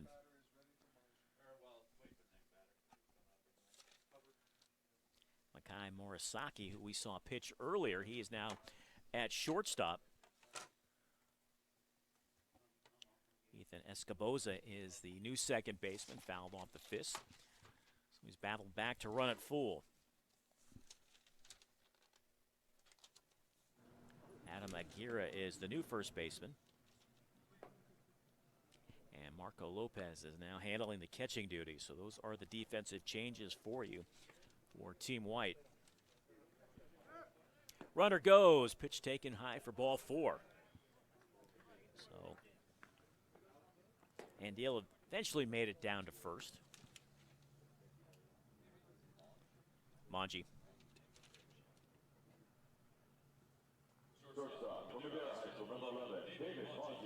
That'll bring up David Monge. First time at bat. Steps to the plate. 2 runners aboard. No outs. All tied up at 2. First pitch catches the inside part of the plate, and it's 0-1. Banash is the runner at second, and Deal is the runner at first. Monge from Madera High School. Waits the 0-1. Breaking ball's a beauty in there for a strike, and it's 0-2, so Herrera quickly ahead in the count. Jace Paderas waits on deck. Team Gray picked up their 2 runs in the top half of the third. Just got a piece of it to keep the at-bat alive. Team White's 2 runs came in the bottom half of the 5th. That's where we stand here in the top of the 6th, but Team Gray is threatening. Best of the West prospect game number 1. Monge leans out of the way of that one. It's now 1-2 on Team Gray's third baseman. Going to regain the lead here in the top of the 6th. Right-hander comes set. Is 1-2. He's going to get all the way to the backstop. Each runner will move up 90 feet. I think maybe a little miscommunication perhaps on that pitch to Marco Lopez. That one just off the plate on the inside corner, but Lopez can't find the handle. So now Monge with a couple of runners in scoring position. And they're going to bring the infield. Looked like they started to bring the infield in. Now the third baseman Stuckey even with the bag, as is the first baseman. And here's the throw home, and now they've got the runner in a rundown.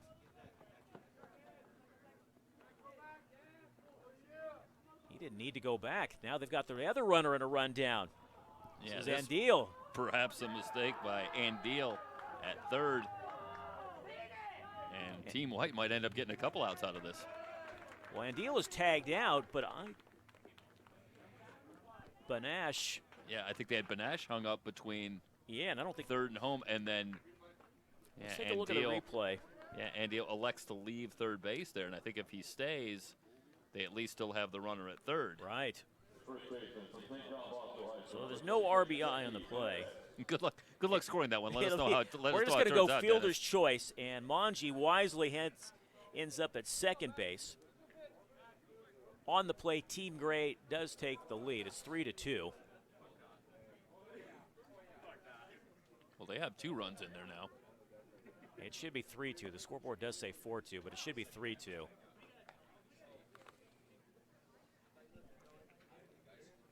And this is Jace Paderis now. He steps in. Left-handed hitter from St. John Bosco High School. Yeah, it looks like Banash was then safe at third. Right. So Andil moved back to second. And that'll get the runner over to third with 2 outs. Put out goes 4-3.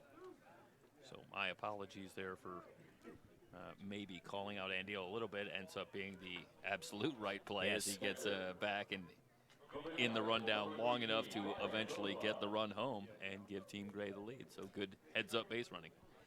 And stepping into the plate for the first time here this morning, and Ryan Kozma from Bonita High School. Herrera will continue to work out of the stretch. 1 run home here in the top half of the 6th, and Team Gray now leading it 3-2. They have 3 runs on 4 hits. Team White has 2 runs on 2 hits. Neither side has committed an error. Pitch taken inside for a ball. Evens up the count at 1-1. There's nobody on deck, so perhaps this will be Herrera's last batter, irregardless of what happens. 5th hitter of the inning. We're playing 11 innings in this first game. First of 3 coming your way here from San Manuel Stadium. Kind of a half-hearted swing down in the count 1-2. Kozma appeared fooled on that pitch. Yeah, that's a nice job by Herrera. Changing up. Oh, that's tight right there. 1-2, 2 gone. Right-hander comes set. And the 1-2 swung on and missed, struck him out. And that will do it for Team Gray here in the 6th, but they pick up a run. And they do it on just 1 hit. There was no errors and 1 runner left aboard. Played 5.5. Team Gray leads it 3-2.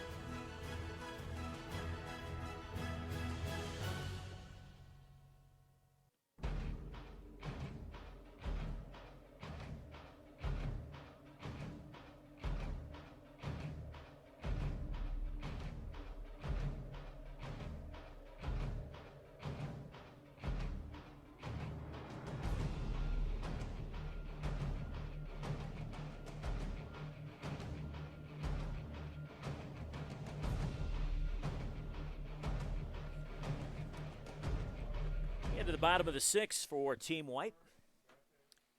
Makai Morisaki, who we saw earlier on the mound. He was the second pitcher for Team White.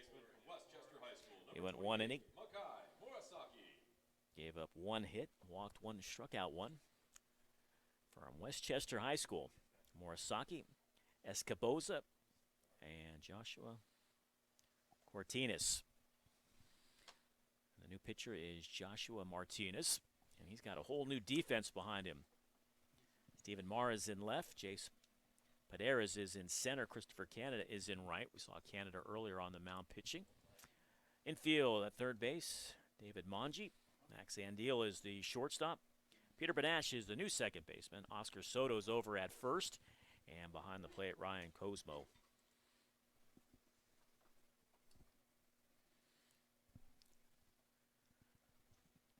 And the 3-0 from the left-hander. And he misses 4 straight. A leadoff walk for Morizaki. I know I sound like a broken record, but the 5th straight inning that Team White has, well, it keeps on happening. What can we say? We got to report the news. Has a leadoff man aboard. I think the storyline is it's only one time has it remotely come back to bite them. They've thus far, Gray pitchers have done a good job of working out of jams. For Team Gray, that's the second base on balls issued.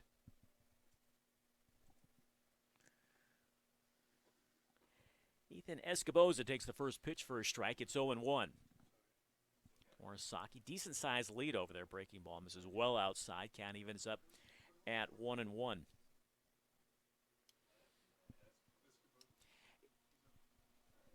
Each pitcher is going 1 inning. They're on a pitch count.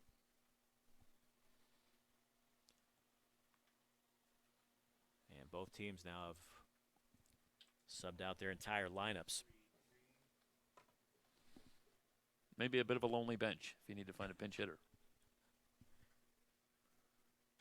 Escoboza from Upland High School hit off the fist. Only plays the first, and 1 out here now in the bottom of the 6th. That's a great job jamming Escoboza. But it works out decently for Team White as the runner moves into scoring position with 1 out. Not much chance to turn 2 on the weakly hit ground ball. Morisaki now in scoring position for Joshua Cortines. Left-handed hitter steps in. Team Gray leading at 3-2. Leans out of the way of that one. Kind of the old school stirrups of that. It looks like the San Diego Padres. The brown stirrups and the yellow socks. Oof. Taking me back to 1979 man, right, with that one. Dave Winfield, where are you? Tough play. Martinez throw to first. He got him. Oh, that is a nice play by Joshua Martinez, the pitcher. Almost becomes like a 5th infielder. Got off the mound nicely, fielded it cleanly, made a strong throw. Get the runner at first. Morisaki takes 3rd on the play, but there's now 2 gone here in the bottom of the 6th. He needed every bit of that velocity on the throw to get Cortines by a step. I'll bring up Kenneth Wang. Swings at the first pitch, hits it into center. Paderas had him played perfectly. And the side is retired. Team White threatens. They can't push across the run. Okay. There was no runs. There were no hits. There were no errors. There was 1 runner left aboard. We played 6 complete. It's 3-2, Team Gray. I'm going to turn it over to my partner, Jeff, who's going to take you home the rest of the way.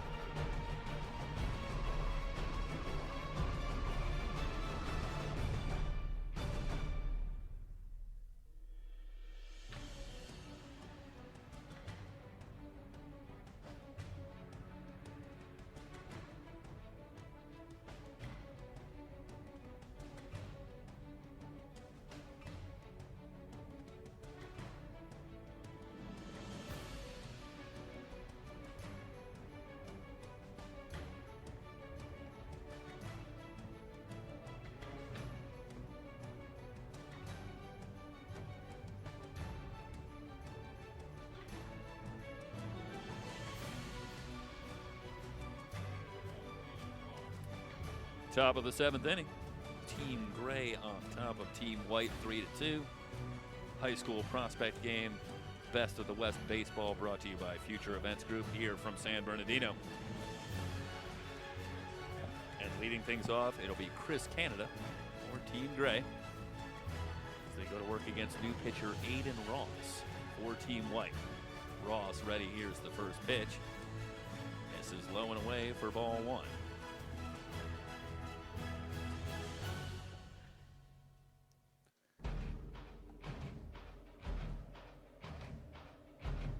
The 1-0 to Canada is in the dirt. 2 balls and no strikes.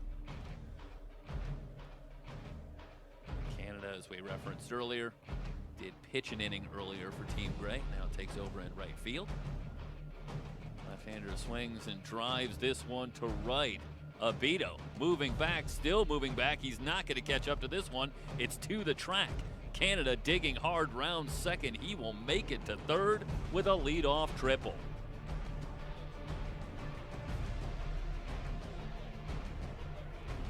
Well, that spot in the order as Canada takes over for Colin Taylor.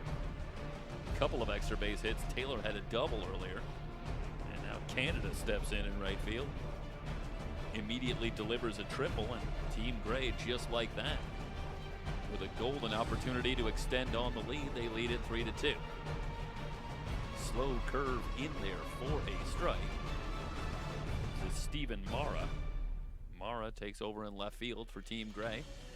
Team White about even with the bags at the corners, but they're playing back up the middle. Sky high to left. Wang started back, now moves in. He's over near the wall, and he makes a terrific catch. Canada, meanwhile, alertly was able to tag and score. What a job by Wang. Over by the wall. Reaches over. He's right over there in Steve Bartman territory there, Dennis.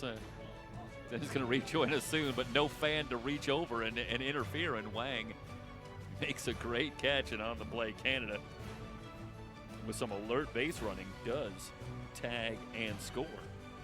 And the score now 4-2.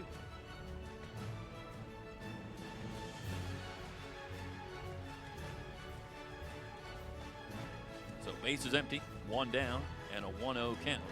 Here's the pitch from Ross. Fly ball left center. Wang moving over, and he will take it in left center. Retire Soto for out number 2.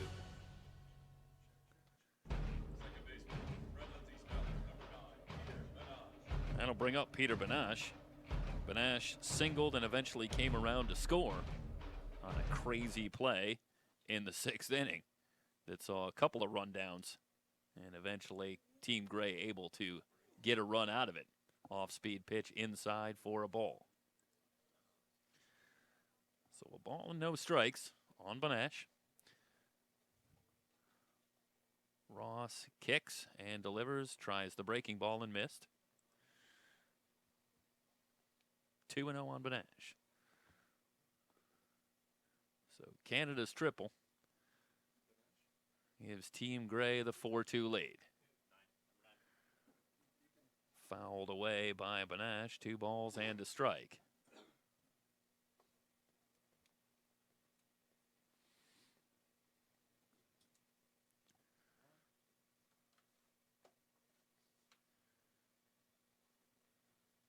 One inside for a ball, 3 balls and a strike on Benash.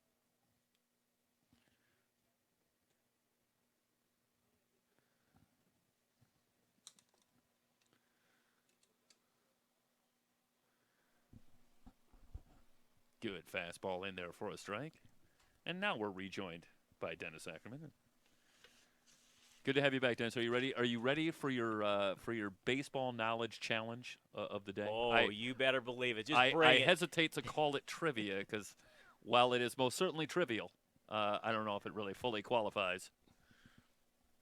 But as I continue to make my own trivia game that I am developing, I You have do a come wonderful upon job, by the way. a new category. Thank you. I appreciate that, buddy. I've come up with a new category of inane, obsessive knowledge that nobody has, but yet somehow we'll see if you can remember. but it's team no-hitters. So I'm going to give Ooh. you the team in the year, and you have to tell me if you can recall as the runner breaks for second and Banash will steal second. He to stole keep that things one going on the pitcher. here in the 7th inning. No balls and a strike the count, as Banash indeed had a great jump. And now stands at second.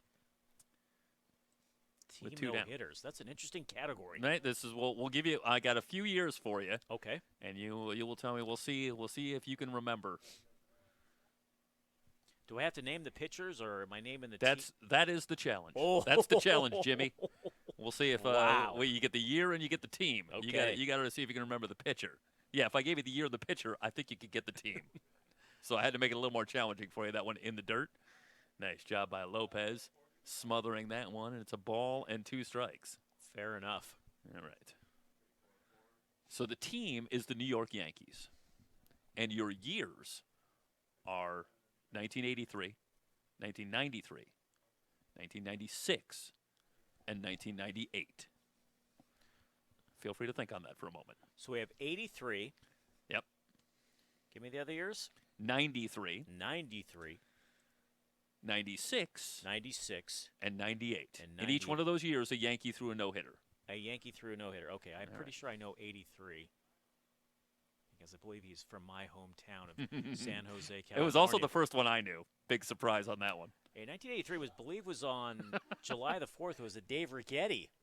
Dave Rigetti. Yes. Rags, indeed. Rags. Rags is from my hometown. 1993, I'm going to go Jim Abbott. Wow. I'm impressed. That's good. That one had me stumped. I'm impressed that you were able to get that one. Great story, though it was. One hopper towards short. Smothered nicely by Morisaki, who will go across to retire the side. And we will let Dennis continue to impress us with his no-hitter knowledge when we come back, as we head to the bottom of the 7th inning. And the score, 4-2, Team Gray. It's the Prospect Games, Best of the West Baseball here on SoCalCollegeSports.com.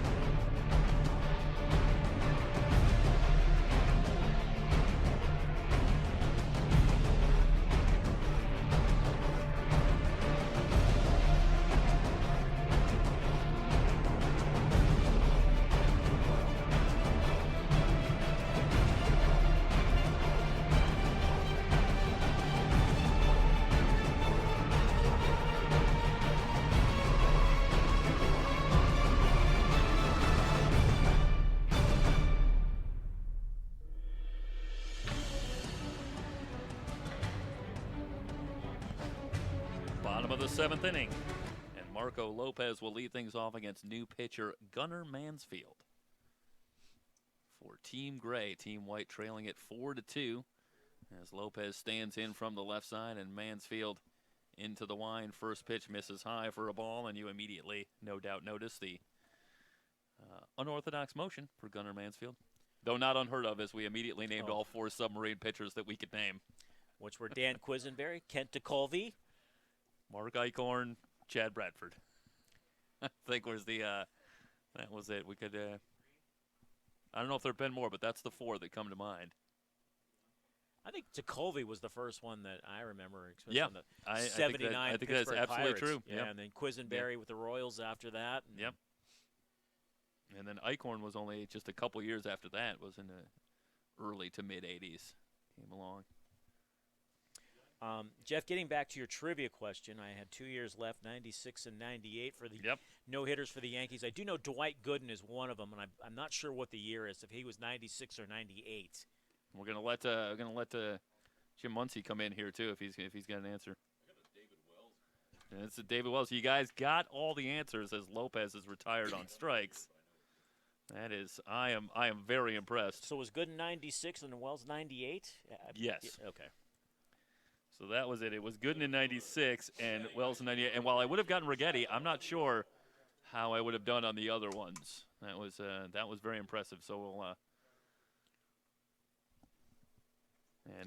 yeah, apologies to all the other Yankee hurlers who have thrown no-hitters. We only did from 80 to 2000. So if you did it in another time, didn't David Cohn throw one for the Yankees? I want to say maybe in the 2000s or right around that time too. He might have done it for a different team though. I know he threw one, but it could have been when he was with the Royals or maybe Are with the the Blue Mets Jays. the only team that's never thrown a no-hitter? Have they still never thrown one? I need to look at that, but I thought they were the I know one for a long time they hadn't. Yeah, they were the one franchise, I believe, that had never thrown it. It was Like remarkable. like in football, how the Buccaneers for years and years were the only team that had never returned a kick for a touchdown. And I was unaware of that one. yeah, they went 30-something years or something and hadn't done it. No punt return, no kick return for a touchdown? No, they had not. That's remarkable. I don't know if it was just kick returns or if it was both. But yeah, it was a long time. And then of course that's like, something of lightning in a bottle. So while you're sitting there watching, thinking maybe this is the one, you're going to be waiting a long time. But I think eventually they did. That would be a terrific trivia question because I think somebody has returned a kick for a touchdown for him now. And who was that? But I don't even begin to know that off the top of my head. Meanwhile, the count 2 balls and 2 strikes on Shiloh Abito taking over in right field. Just outside, and the count goes full. All right, well, I'll give you another team at some point here, although the Yankees was the one I had off the top of my head, but I had anticipated it taking you a little longer than that.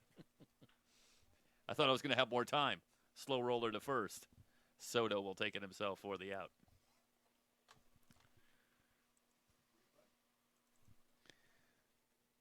I thought maybe we were going to get Mike Cepeda chiming in on that one with Dwight Gooden. Is Mike a Dwight Gooden fan? I just remember we had another question where I think Mike correctly remembered that Gooden did have a stint with the Yankees, and easy to forget. What's up? Spurlock? Michael Spurlock. 2007. Well, there you go. It's 32 years. The pop-up taken by Manji to retire the side. 3 up, 3 down. Impressive work for Gunnar Mansfield. We're through 7 complete. Team Gray on top of Team White, 4-2. It's the Prospect Games, Best of the West Baseball here on SoCalCollegeSports.com.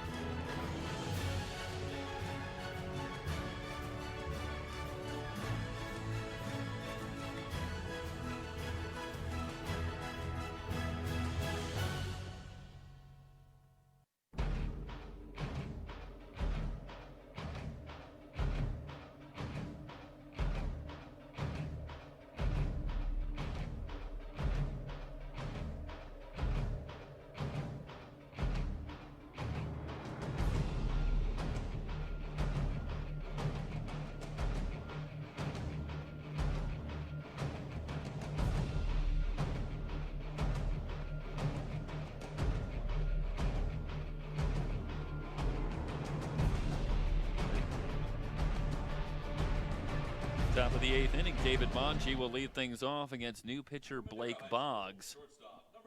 As Boggs takes over on the mound for Team White. Team Gray leading it 4-2. First pitch to Monge, a fastball inside for a ball.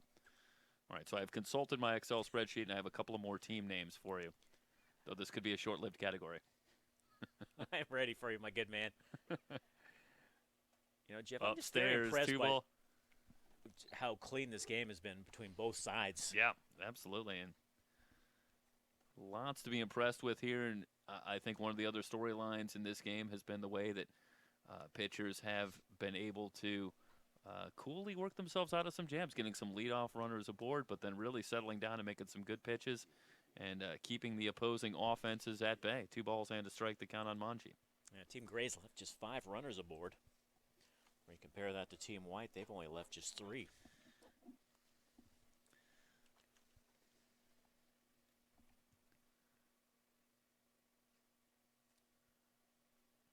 Back to the screen and a full count now on Monge.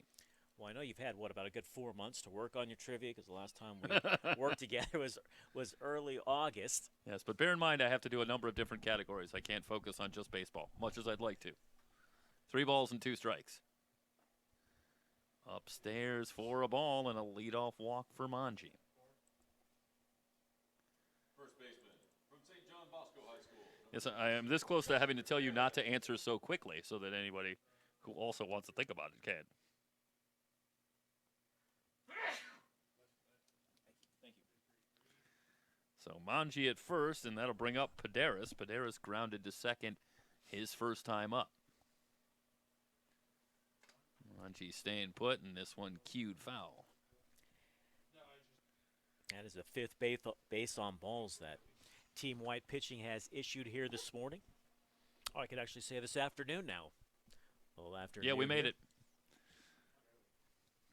Well, we'll be all the way into the evening. First of 3. Off-speed pitch in there for a strike. And quickly now, no balls and 2 strikes to count on Paderas.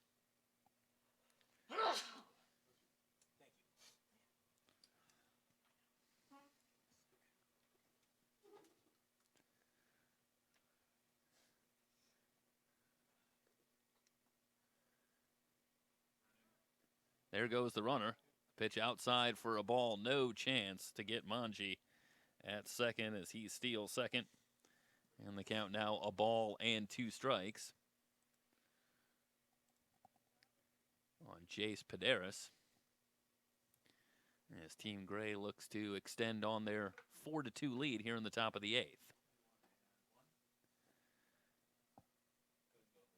Low and outside for a ball. 2 balls and 2 strikes.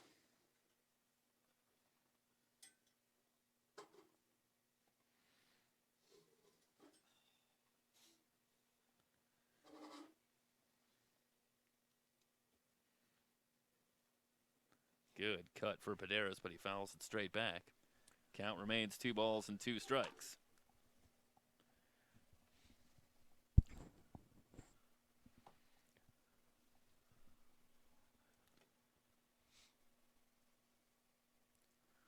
Monge with a lead away from second. Tried to hold up this one back to the screen. And everybody is going to be safe. Should go down as a drop 3rd strike against Paderas. But he'll be safe at first as the ball gets away from Lopez behind the plate. And runners are now at the corners, still with only nobody out. So what is Team White head coach Carlos Gonzalez going to do? He's going to play the infield back, turn 2, give up the run.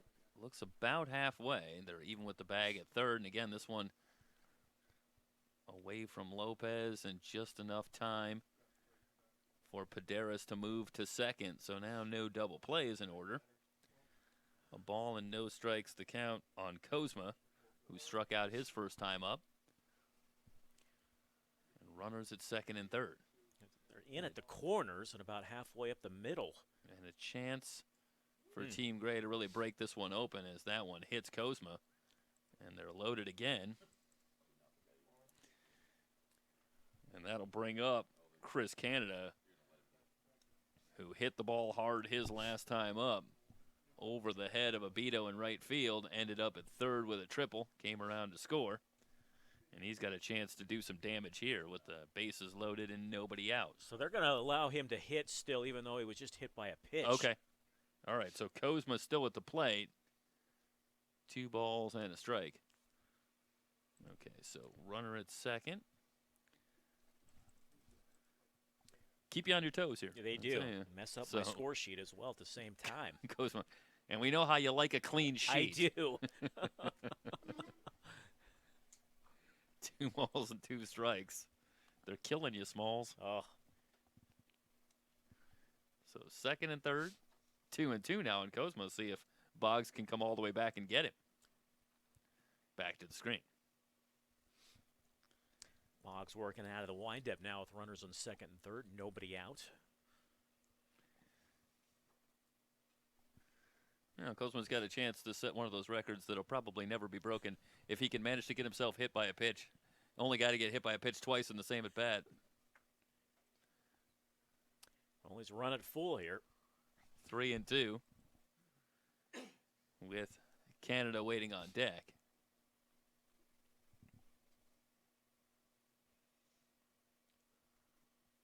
Here's the pitch from Boggs. Sky high into left. Wang under it. Should be deep enough. Here comes the throw, and Manji will score easily. It'll go down as a sacrifice fly for Kozma. Well, if I'm Kozma, I'll sacrifice. I'll make that switch. I'd rather have the sacrifice fly than hit by a pitch. I get an RBI. No Get official himself a run at-bat. batted in, absolutely. Yeah. Give my team a 3-run lead now here in the top of the 8th. Paderas remains at second, and now Canada will be the batter with 1 out. In the dirt, and Lopez able to keep that one in front. Well, he gave that triple a ride back in the 7th inning, didn't he? Yeah, absolutely. Towering shot that ended up going all the way to the track. And so far today, I think in the slightly cooler air, it's not quite carrying as much. 1 hopper to short. Morisaki going to go to third. And they will put the tag on Paderas, so the fielder's choice off the bat of Canada, and a runner at first. Now with 2 down, and the score remains 5-2. Jeff, I'm a little surprised Paderas maybe didn't try to get in a run down there, allowing Canada to make his way to at least second base and be in scoring position. Yeah, instead, Canada remains at first, and Stephen Morrow will be the batter.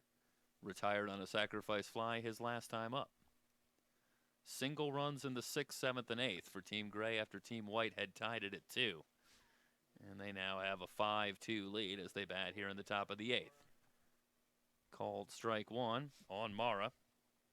Oscar Soto would be next, although looking, nobody in the on-deck circle, so it appears that Mara will be the last batter of the inning. Hit hard into left for a base hit. And we'll see if anybody's coming up, but I believe that's going to be the inning. And indeed, as Boggs starts to head off the mound. Now a little talk between the umpire and the Team White dugout, and Team White heading for their dugout. The 8th inning is history. 1 run on 1 hit, 1 error, 2 left on base. Heading to the bottom of the 8th, Team Gray on top of Team White. In the high school prospect game, Best of the West Baseball, brought to you by Future Events Group.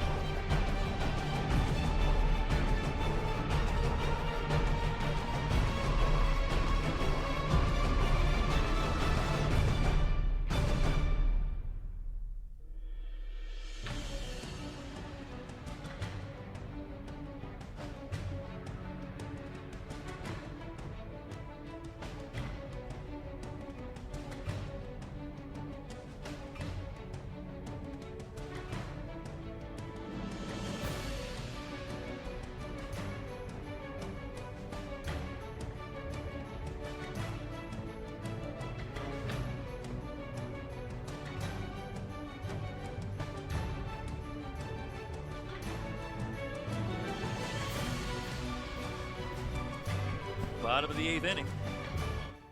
Jordan Stuckey will lead things off for Team White as they trail it now 5-2. New pitcher Adrian Rangel will take over on the mound for Team Gray. Again, slated to go 11 here in Game 1. Off-speed pitch and a swing and a foul tip by Stuckey. No balls and a strike.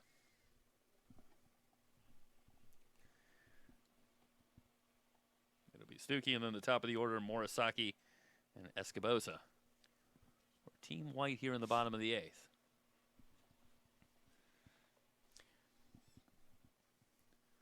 Here's the pitch from Rangel. Back to the screen. No balls and 2 strikes. Well, you ready for another team no-hitters? Yes. And I have to ask you to take a couple of minutes. Okay. Don't answer right you away. know what? I think it's lucky bad on for the first morale round. for everybody in the room when you when you answer in 2 seconds. Off-speed pitch called strike 3. Great job by Rangel to freeze Stuckey for out number 1, and that'll bring up Morisaki. Okay. As you take a look at the replay, and this is just a great job there, and Stuckey fooled on that one, can't get the bat off the shoulder. 1 down.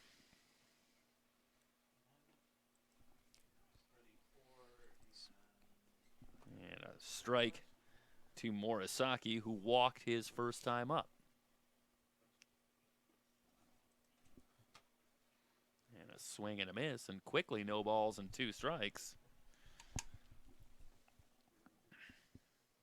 On Morisaki, and Rangel working very quickly, paints the corner to get Morisaki. Well, this is lights out stuff from Adrian Rangel. Back-to-back strikeouts to get things going. I'm not sure he's thrown a ball yet. I think it's six strikes. You could be correct. And 2 batters down, and perhaps for the first time since the first inning, we might see 4 up, 4 down here for Rangel.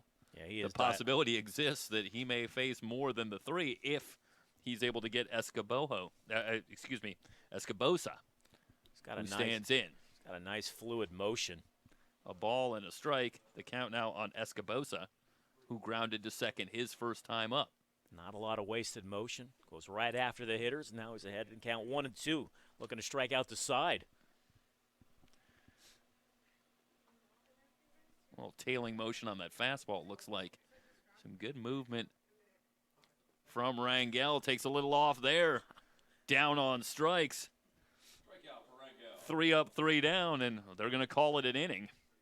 Keep things moving here as we head to the 9th inning with Team Gray leading it 5-2 over Team White in the high school prospect game. Best of the West baseball from San Bernardino on SoCalCollegeSports.com.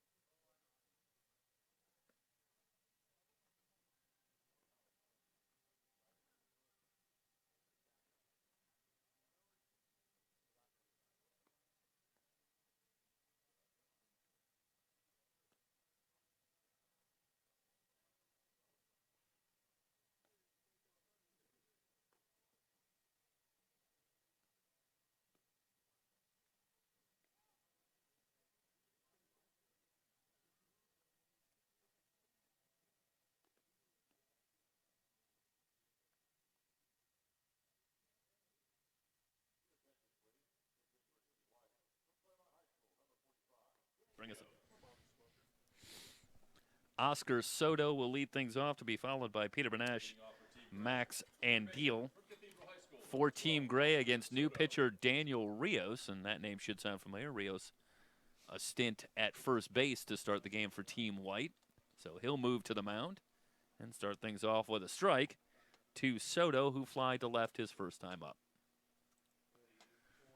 And for the record, Dennis is currently chewing on Houston Astros 86 and 93, 2 no-hitters thrown by the Astros in those years. So before he chimes in with 2 right answers, if you want to think about that. Well, one's pretty obvious, and I think everybody knows. One is Nolan Ryan. One is not Nolan Ryan. Interestingly, he did throw one for the Astros, but not 86 is a little too 86 late. or 93. I beg your pardon. Okay. Right. Okay. But you're right. I felt like that was just going to be too easy for you. I think it was that 80 maybe that he threw that for them? It was against the Dodgers. Lifted to right.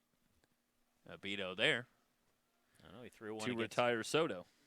I know he threw a no-hitter against the A's, and I think he struck out Ricky Henderson for his 3,000th strikeout. Yeah, do you remember what Henderson had to say about that after? Only one could imagine with Ricky Henderson. Henderson, after being the strikeout victim, the famous strikeout victim, said, "You ain't nobody if he ain't struck you out." Was what he said. Very, very true. I'll tell you what. I think I've got the 2 answers, and I'm going to give you the answers since we're going 11 in this one. Just so everybody knows that we are playing 11 innings in this one. If you're just joining us, Yep. I'm going to give you the answer in the bottom of the 9th because I think I have them. Okay. So 2 balls and no strikes to count on Benash, who has singled and walked, so he's been busy since coming on to replace Sebastian Flores. 3 balls and no strikes.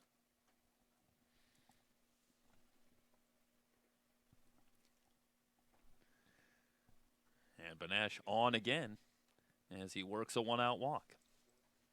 Center fielder from Orange Lutheran, number 14, Max Andiel. We could be talking So Andiel unofficial MVP, Peter will Benash. be the batter. What's that? Peter Benash, unofficial.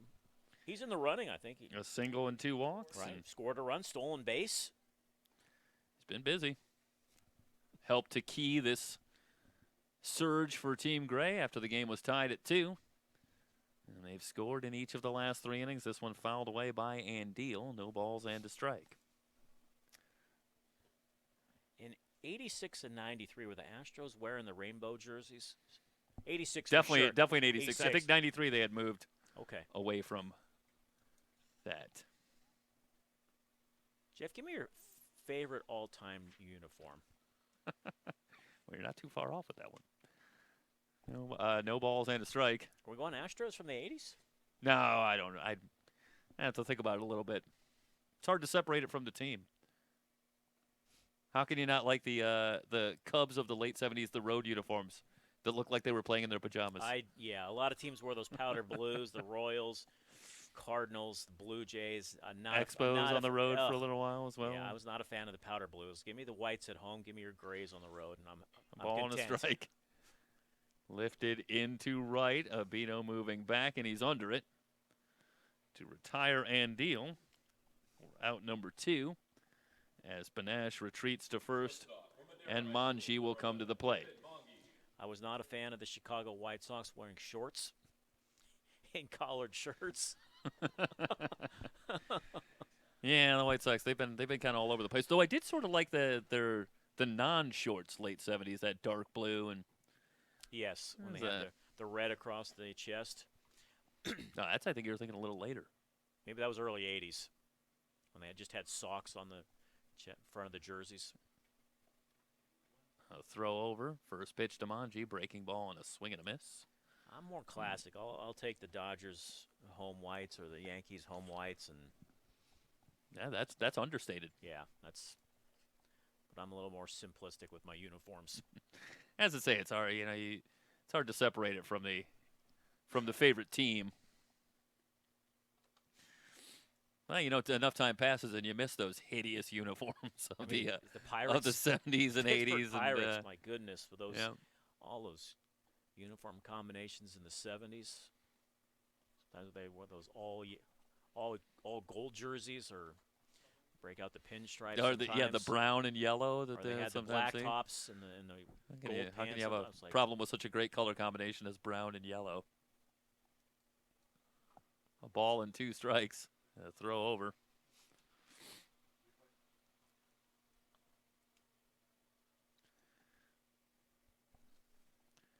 Manji walked his last time up.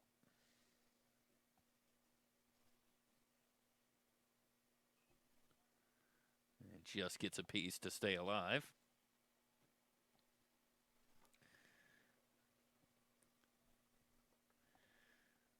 So far, Benash staying put at first base. 5 runs, 6 hits, no errors for Team Gray. 2 runs on just 2 hits, no errors for Team White. And again, Monchi, a good job fighting off another pitch. Now taking a look at young David Monchi at the plate. That's about that royal color there on the helmet. Yeah. You should look out there, taking you back some.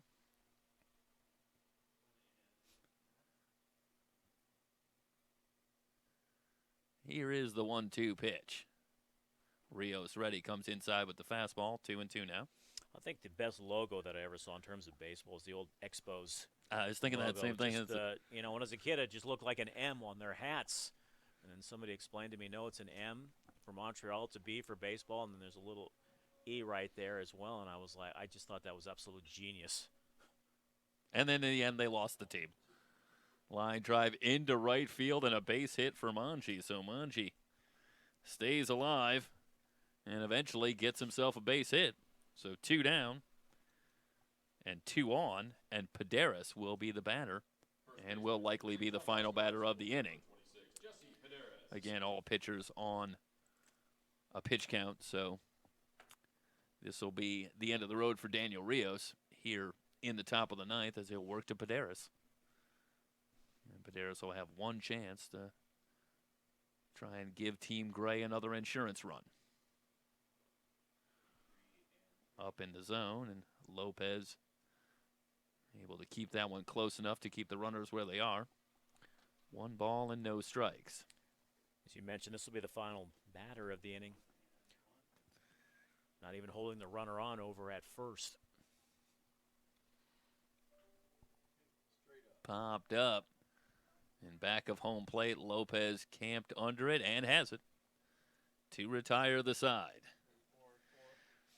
No runs on 1 hit, no errors, 2 left on base. Heading to the bottom of the 9th with Team Gray leading Team White 5-2. You're watching the Prospect Games at Best of the West Baseball here on SoCalCollegeSports.com.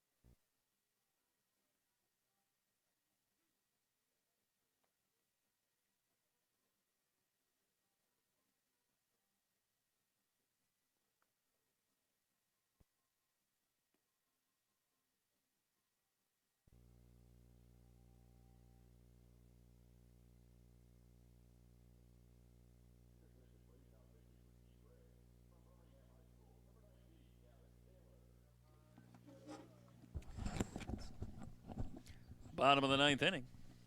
And again, for those who might just be joining us, scheduled for 11 innings here in the first game today, the high school prospects game. So happy you've joined us for Best of the West Baseball here from San Bernardino. New pitcher Gavin Taylor on to pitch to Cortinas, and then Wang and Marco Lopez for Team White here in the bottom of the 9th. Count evened up at a ball and a strike. Jeff, can I give you my guesses for Houston Astro no-hitters in 86 and 93? Yes, you have already correctly got one. You have missed on the other one, but no shame in that one because it's a very difficult one. So 1986, Mike Scott. Mike Scott was correct.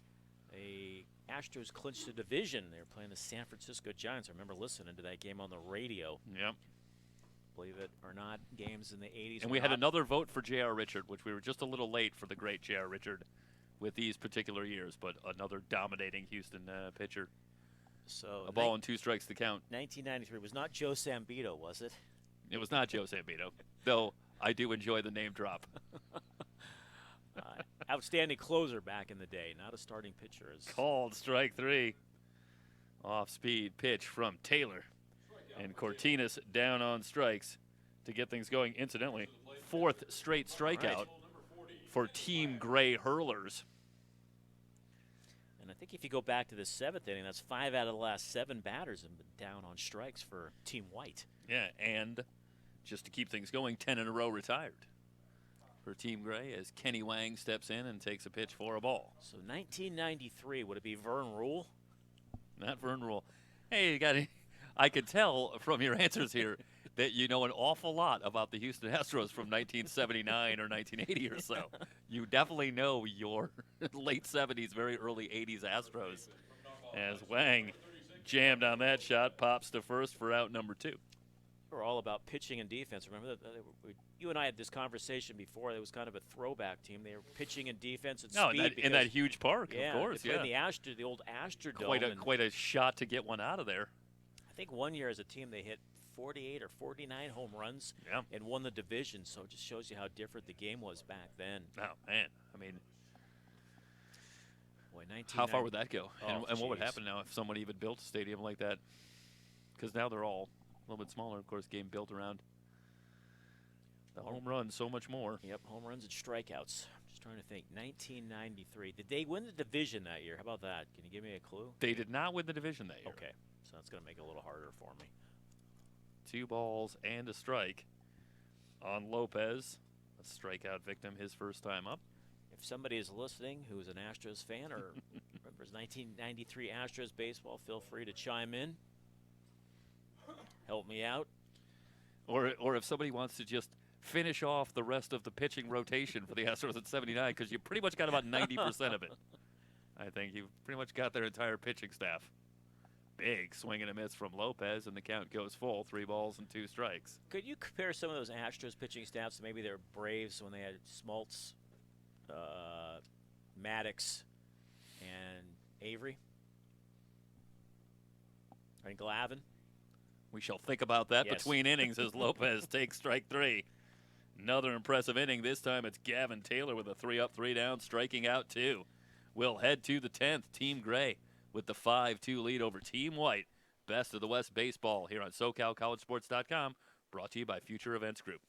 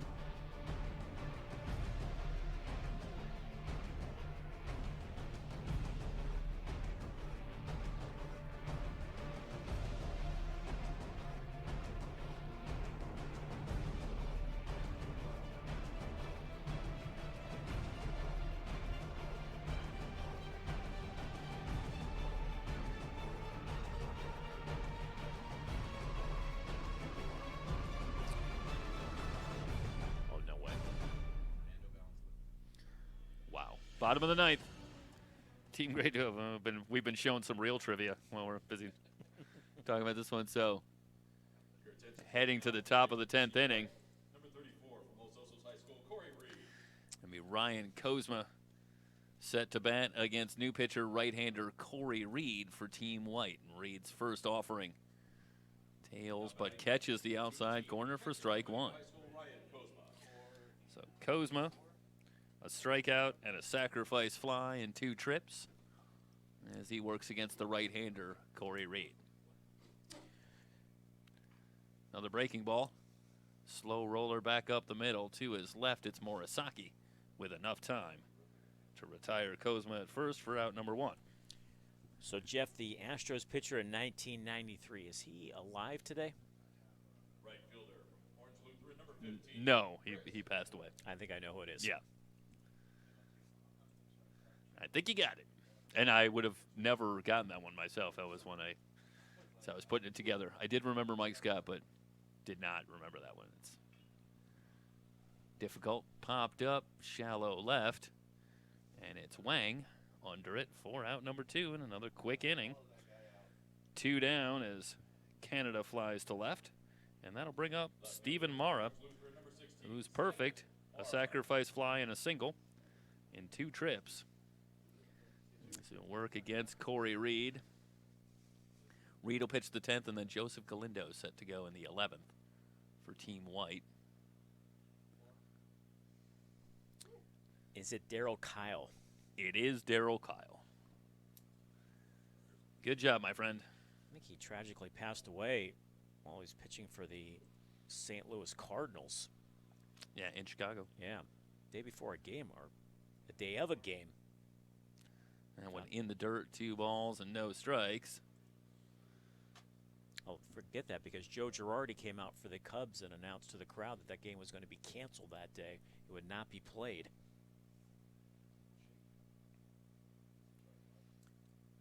Back to the screen.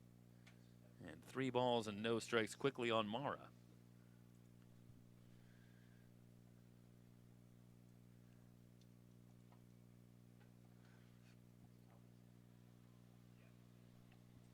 Reed working from the stretch with the bases empty. And this one fouled away. 3 balls and a strike.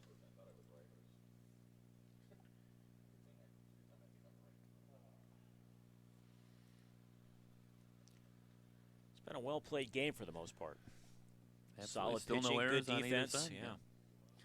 Some hard hit balls as well, accounting for some of the runs. Be interesting to see as we look forward here. A great opportunity for a lot of these young players to come out and get some more experience, get some reps in during these very strange times. It'll be interesting to see if maybe have some different schools next to their names the next time they play in a Best of the West event, and where they might end up continuing their careers. Ball 4, meanwhile, tomorrow. Well, high school baseball as well as college baseball gets underway in February, which is just right around the corner. So let's hope that COVID-19 is such a fluid situation that these kids will be able to start their college seasons on time, their high school seasons on time. And well, let's hope we're getting toward the end of it at least. Here's the pitch to Soto, high and away for a ball. Oscar Soto flied out twice since taking over at first base. And there you get a look at Oscar Soto out of Cathedral High School. There goes the runner. 1 hop throw down, not in time, and Stephen Mara swipes second. Meanwhile, the count moves to 2 balls and no strikes on Soto. once again, the runner gets a fantastic jump, and the catcher Lopez has absolutely no chance to throw him out at second base.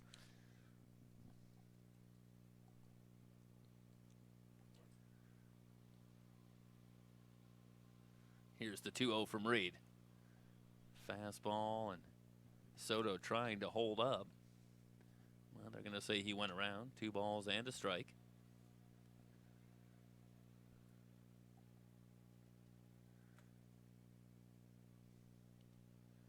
Reed working quickly up on the rubber and ready.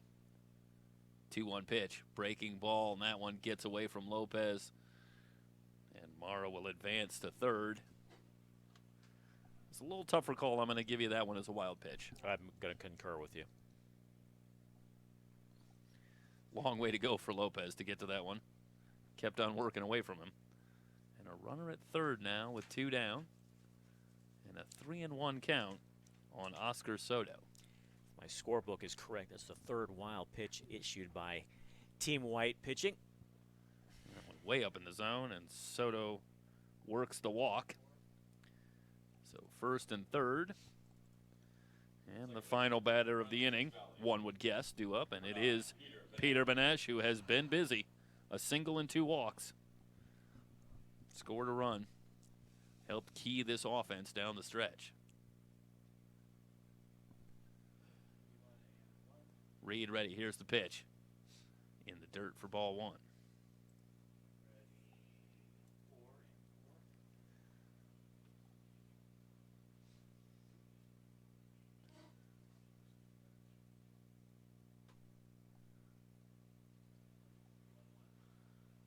Reed ready and delivers, and the fastball on the outside corner for strike 1.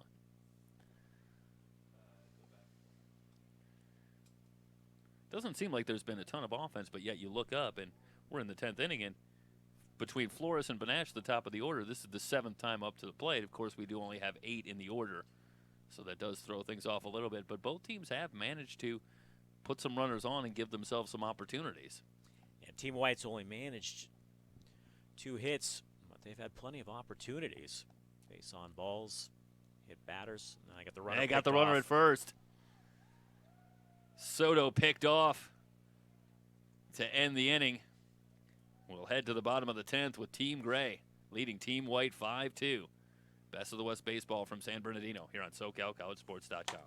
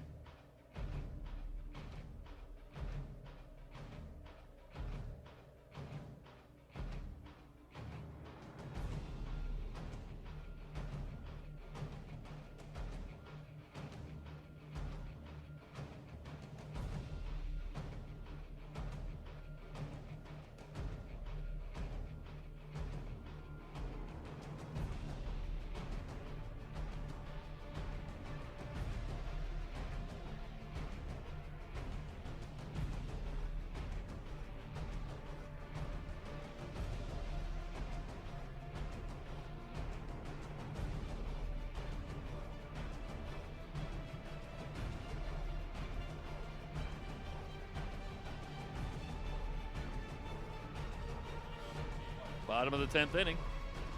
New pitcher Colin Taylor on for Team Gray. And it will be Shiloh Abito, Adam Aguirre, and Jordan Stuckey. 6, 7, and 8 due up for Team White as they trail it 5-2. First pitch to Abito from Taylor is on the outside corner for called strike 1.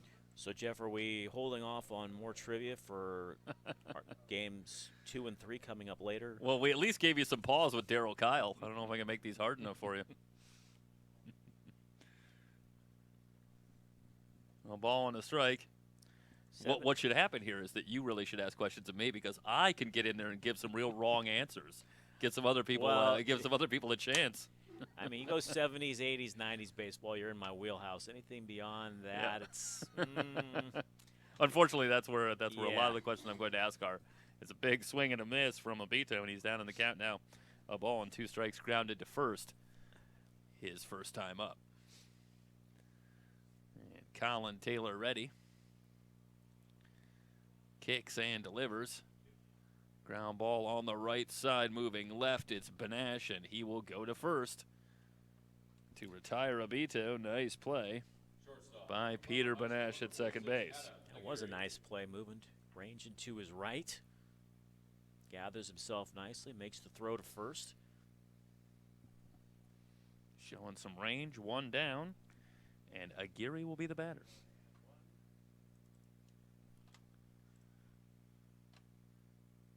Taylor into the wind, a wave and a miss for Aguirre, who popped to third his first time up.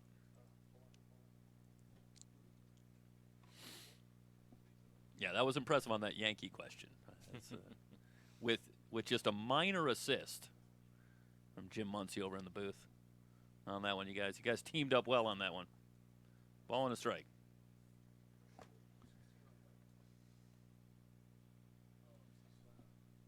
Well, Righetti was easy because he was from my hometown, San Jose, California, up in the Bay Area. Yep. And then I knew Jim Abbott's no-hitter's pretty famous. Yeah, all fairly household names. Yeah. There wasn't a real obscure name in there, but I had really blanked on Jim Abbott, though. Great story, though it was. Popped up into right, Canada right there for out number 2. So that was the tricky one.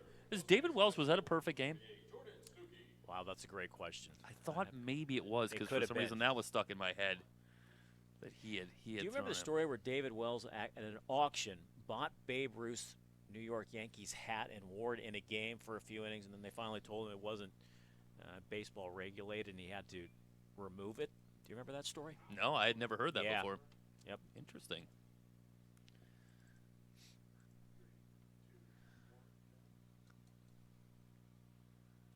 No balls and a strike.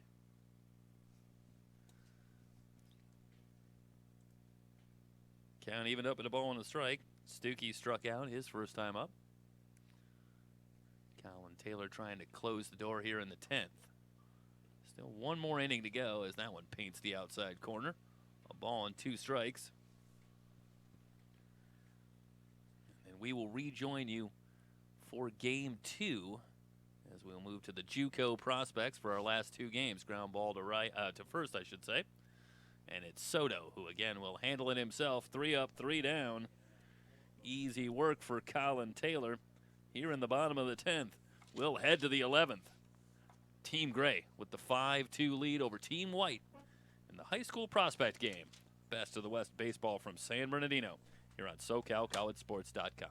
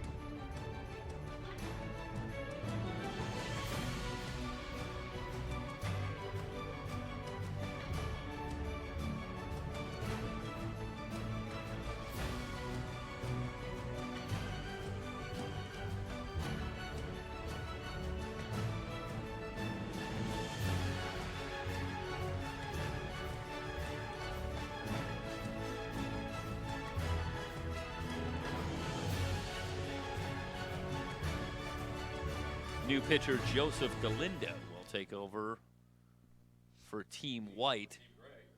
Don't let the uniform fool you. He'll be donning the black jersey, but he's pitching for Team White against the top of the order, Peter Benash, followed by Max Andeal and David Monge here in the top of the 11th inning. Team Gray leading it 5-2, first pitch, and a leaping catch for Marco Lopez behind the plate for ball one. 2 balls and no strikes. Glendo was a late add to the roster for Team White, and they ran out of uniforms basically and said, well, here's a black jersey for you. But as we often reference one way or another, winter ball, right there.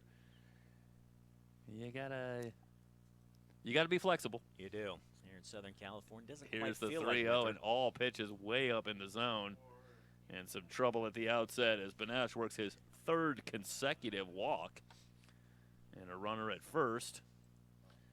Nobody out, and Andeal will be the batter. Oh, I believe they're going to let Benash continue to hit. Now he's going to walk. All right. Well, it's a good thing that won't mess up your score sheet too much. Exactly, because I already wrote it in. And yeah, it's good that I guess Galindo kind of met you halfway there. He did. Appreciate it. So, I'm going to put this guy on anyway. He earned his walk, and that'll bring up Andeal, who's 0 for 2. He's also been hit by a pitch. And again, misses high. Hard to imagine in a 1-inning stint in this type of format. It must be a challenge to not be pretty keyed up coming out there when you pitch and having yourself. You're just going to have that extra kind of adrenaline, and you have to really kind of measure yourself to keep from overthrowing. 2 balls and no strikes. Yeah, you don't want to be too hyped where the home plate's dancing all over for you and you can't find the strike zone. Yeah. And then you factor in, as that one misses well inside as well, 3 balls and no strikes, that not only is it that you wait all the time, you only have 1 inning, but it's even a pitch count type of thing where you're maybe only facing 5 batters. So it's not even really the full inning in some cases, but you really have just a very short stint. It's like you're working in a tight window and you've got to be perfect almost. Yeah. Different kind of challenge. Every pitcher's a closer here, I guess, today.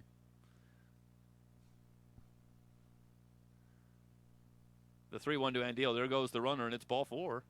They will throw down, and Benash had second stolen anyway. So back-to-back walks to Benash and Andeal. And that'll bring up Monge. 1 for 2 with a walk.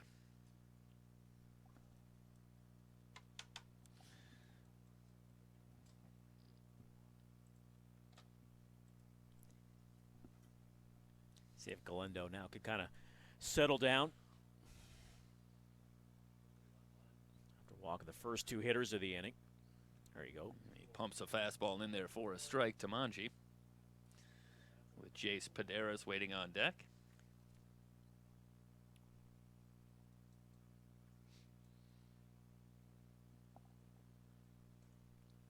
And that fastball just low.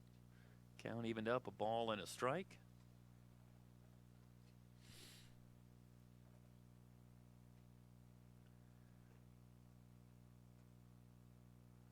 Again, high with the fastball, 2 balls and a strike on Monge.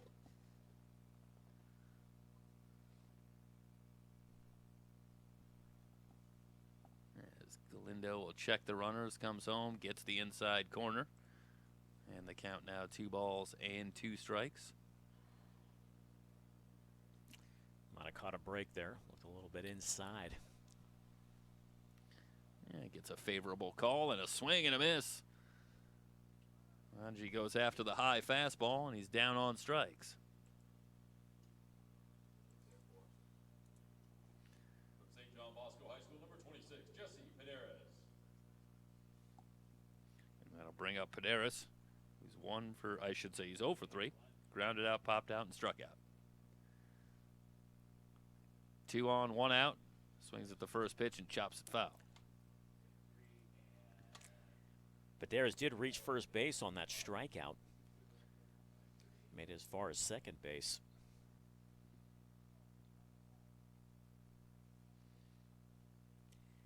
St. John Bosco High School. Football powerhouse. Popped up. In back of short. Murasaki under it. To retire Paderas. 2 down. Runner still at first and second, and Ryan Kozma coming to the plate. Number 18 from Benita High School, Ryan Kozma.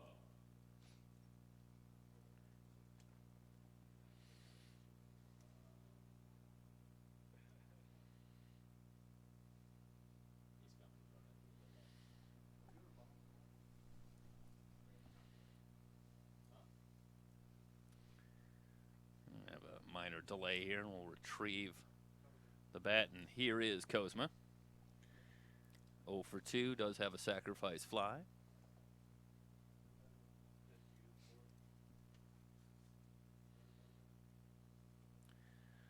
I'm going to go here and see if I can give you one more that challenge you a little bit. I think I had one in mind, but I think it's a little too easy for you. 1 ball and no strikes.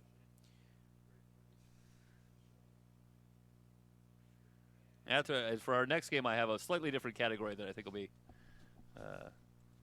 could allow for a little more challenge.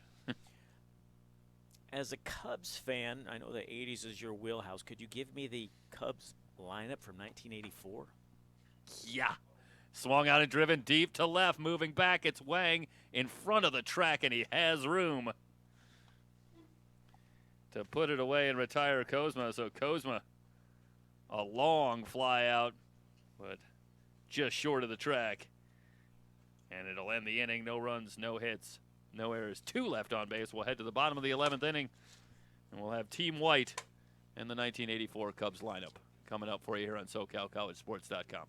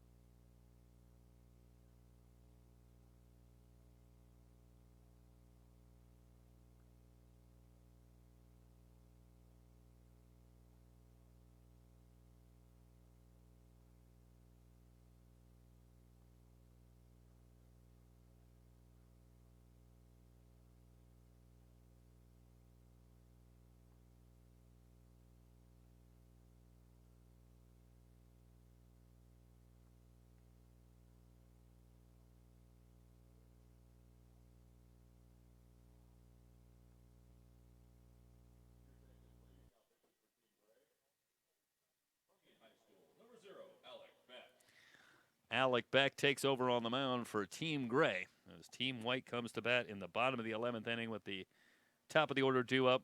Makai Murasaki, Ethan Escobosa, and Joshua Cortinas. From Westchester High School, number 28, Makai Murasaki. First pitch in there for a strike. Okay. Beck kicks and delivers. Breaking ball misses outside for a ball. 1 ball and 1 strike. All right, Jeff, I'm putting you under the microscope, and I want to hear this 1984 Do you want the Chicago lineup Cubs. or just who played what position? I'll take both. If you want to give me both, I'm up. Let's hear it. 2 balls and a strike, only because I just love reliving this season. Now, the catcher was Jody Davis. First base was Leon Durham. Second base, Rhino. Shortstop was Larry Boa. Third was Ron Say. Left field was Gary Matthews. Center field, Bob Dernier. Right field, Keith Moreland. Was Rick Sutcliffe probably their best pitcher? Yes. Okay. 16-1 Was he really? Yeah, 16 since coming and 1? since coming to the Cubs.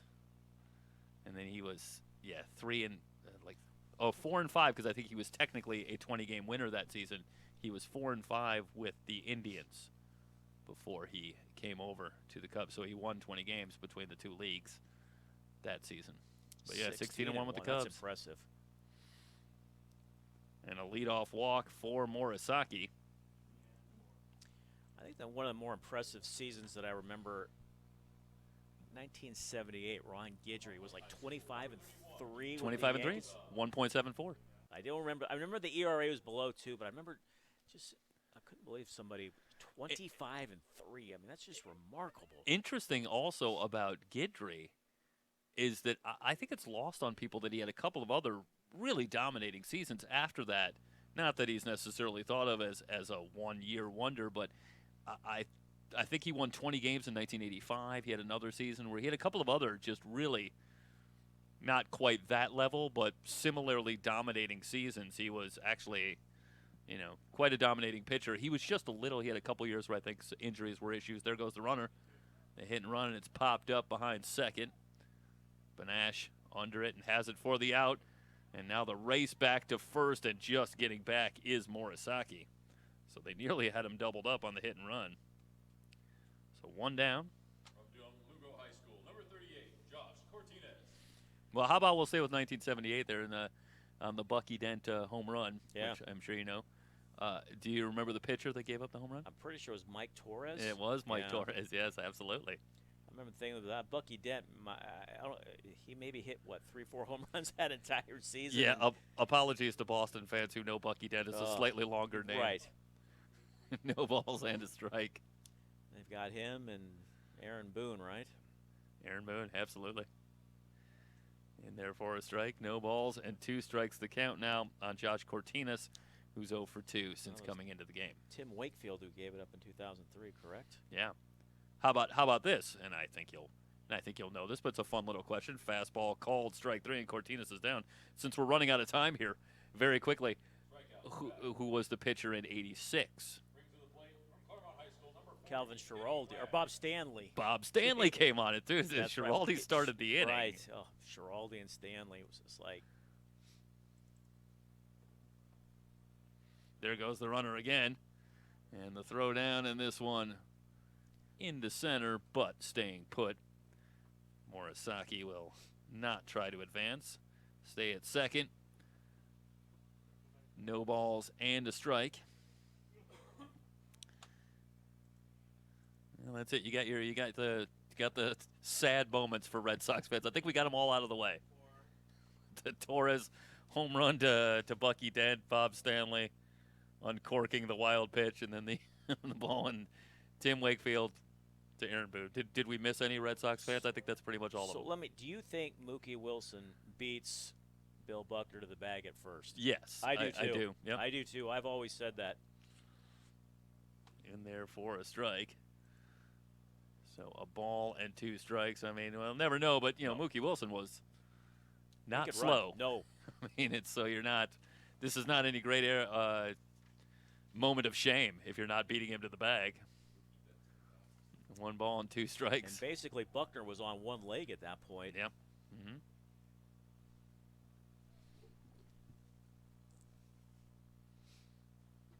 What a crazy postseason that was all the way around. Right.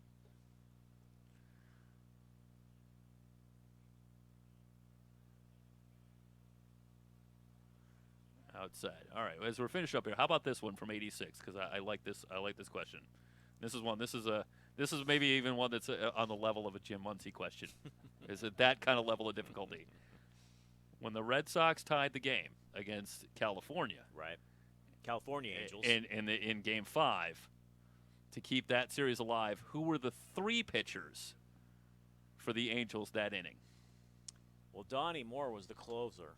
Yes. I got to be honest, I don't know because that game was on a Sunday, and I was watching NFL and kind of flipping back and forth. And how dare you admit that on a baseball broadcast? I know, and I had turned 2 balls and 2 strikes. Turned that game off. I thought it was over. They'll try the pickoff move back to second. And then I Morisaki remember a is friend back. of mine calling me, telling me, what am I doing watching football? Put on that Red Sox-Angels game. Of course, they were known as the California Angels back then. Absolutely. I mean, any one of those series, you think of the ALCS, the NLCS, and the World Series that year, any one of those three individually would be an all-time series, an all-time memorable series. And for all three of them to have taken place in the same postseason, it's just you can make boggles the mind. 3 balls, 2 strikes the count. Now on Wang, and went outside for a ball. We're still going. You can make the case that was the greatest postseason in baseball history. Obviously a lot shorter. Yeah. But those series, the '86 between the Astros and the Mets, those games are remarkable. The Red Sox and the Angels, and of course in the because World Series. though Houston and the Mets only went to 6 games that year, any player on the Mets will tell you, will come right out and say it, that if they had lost Game 6 and they went into the 9th inning trailing by 3 runs in Houston, they had no chance in Game 7. That was their Game 7. They were not going to beat Mike Scott. They knew they weren't going to beat Mike Scott. Jeff. Then when coming back this way. Oh. Didn't have time to get my glove out. A ball and a strike on Lopez. Knock it down. Keep it in front of you. It's about all I could do at this point.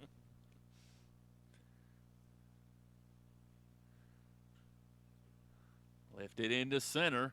Paderas on the move, and he will track it down to retire Lopez and the side. The final score, Team Gray 5, Team White 2. And wraps up the high school prospect game with Team Gray getting the win. Want to remind everybody watching, thanks so much for joining us. We're going to step aside here, going to rejoin you. The first of our 2 JUCO prospect games set to get started, first pitch at 2:15. We look forward to having you join us again. Dennis, as always, a lot of fun here today. Thanks so much. Thanks, of course, to the great crew here at SoCalCollegeSports.com. I am Jeff Stoyanoff. Once again, Team Gray, the 5-2 win here in game number 1. Best of the West baseball here on SoCalCollegeSports.com. We'll see you at 2:15. So long, everybody.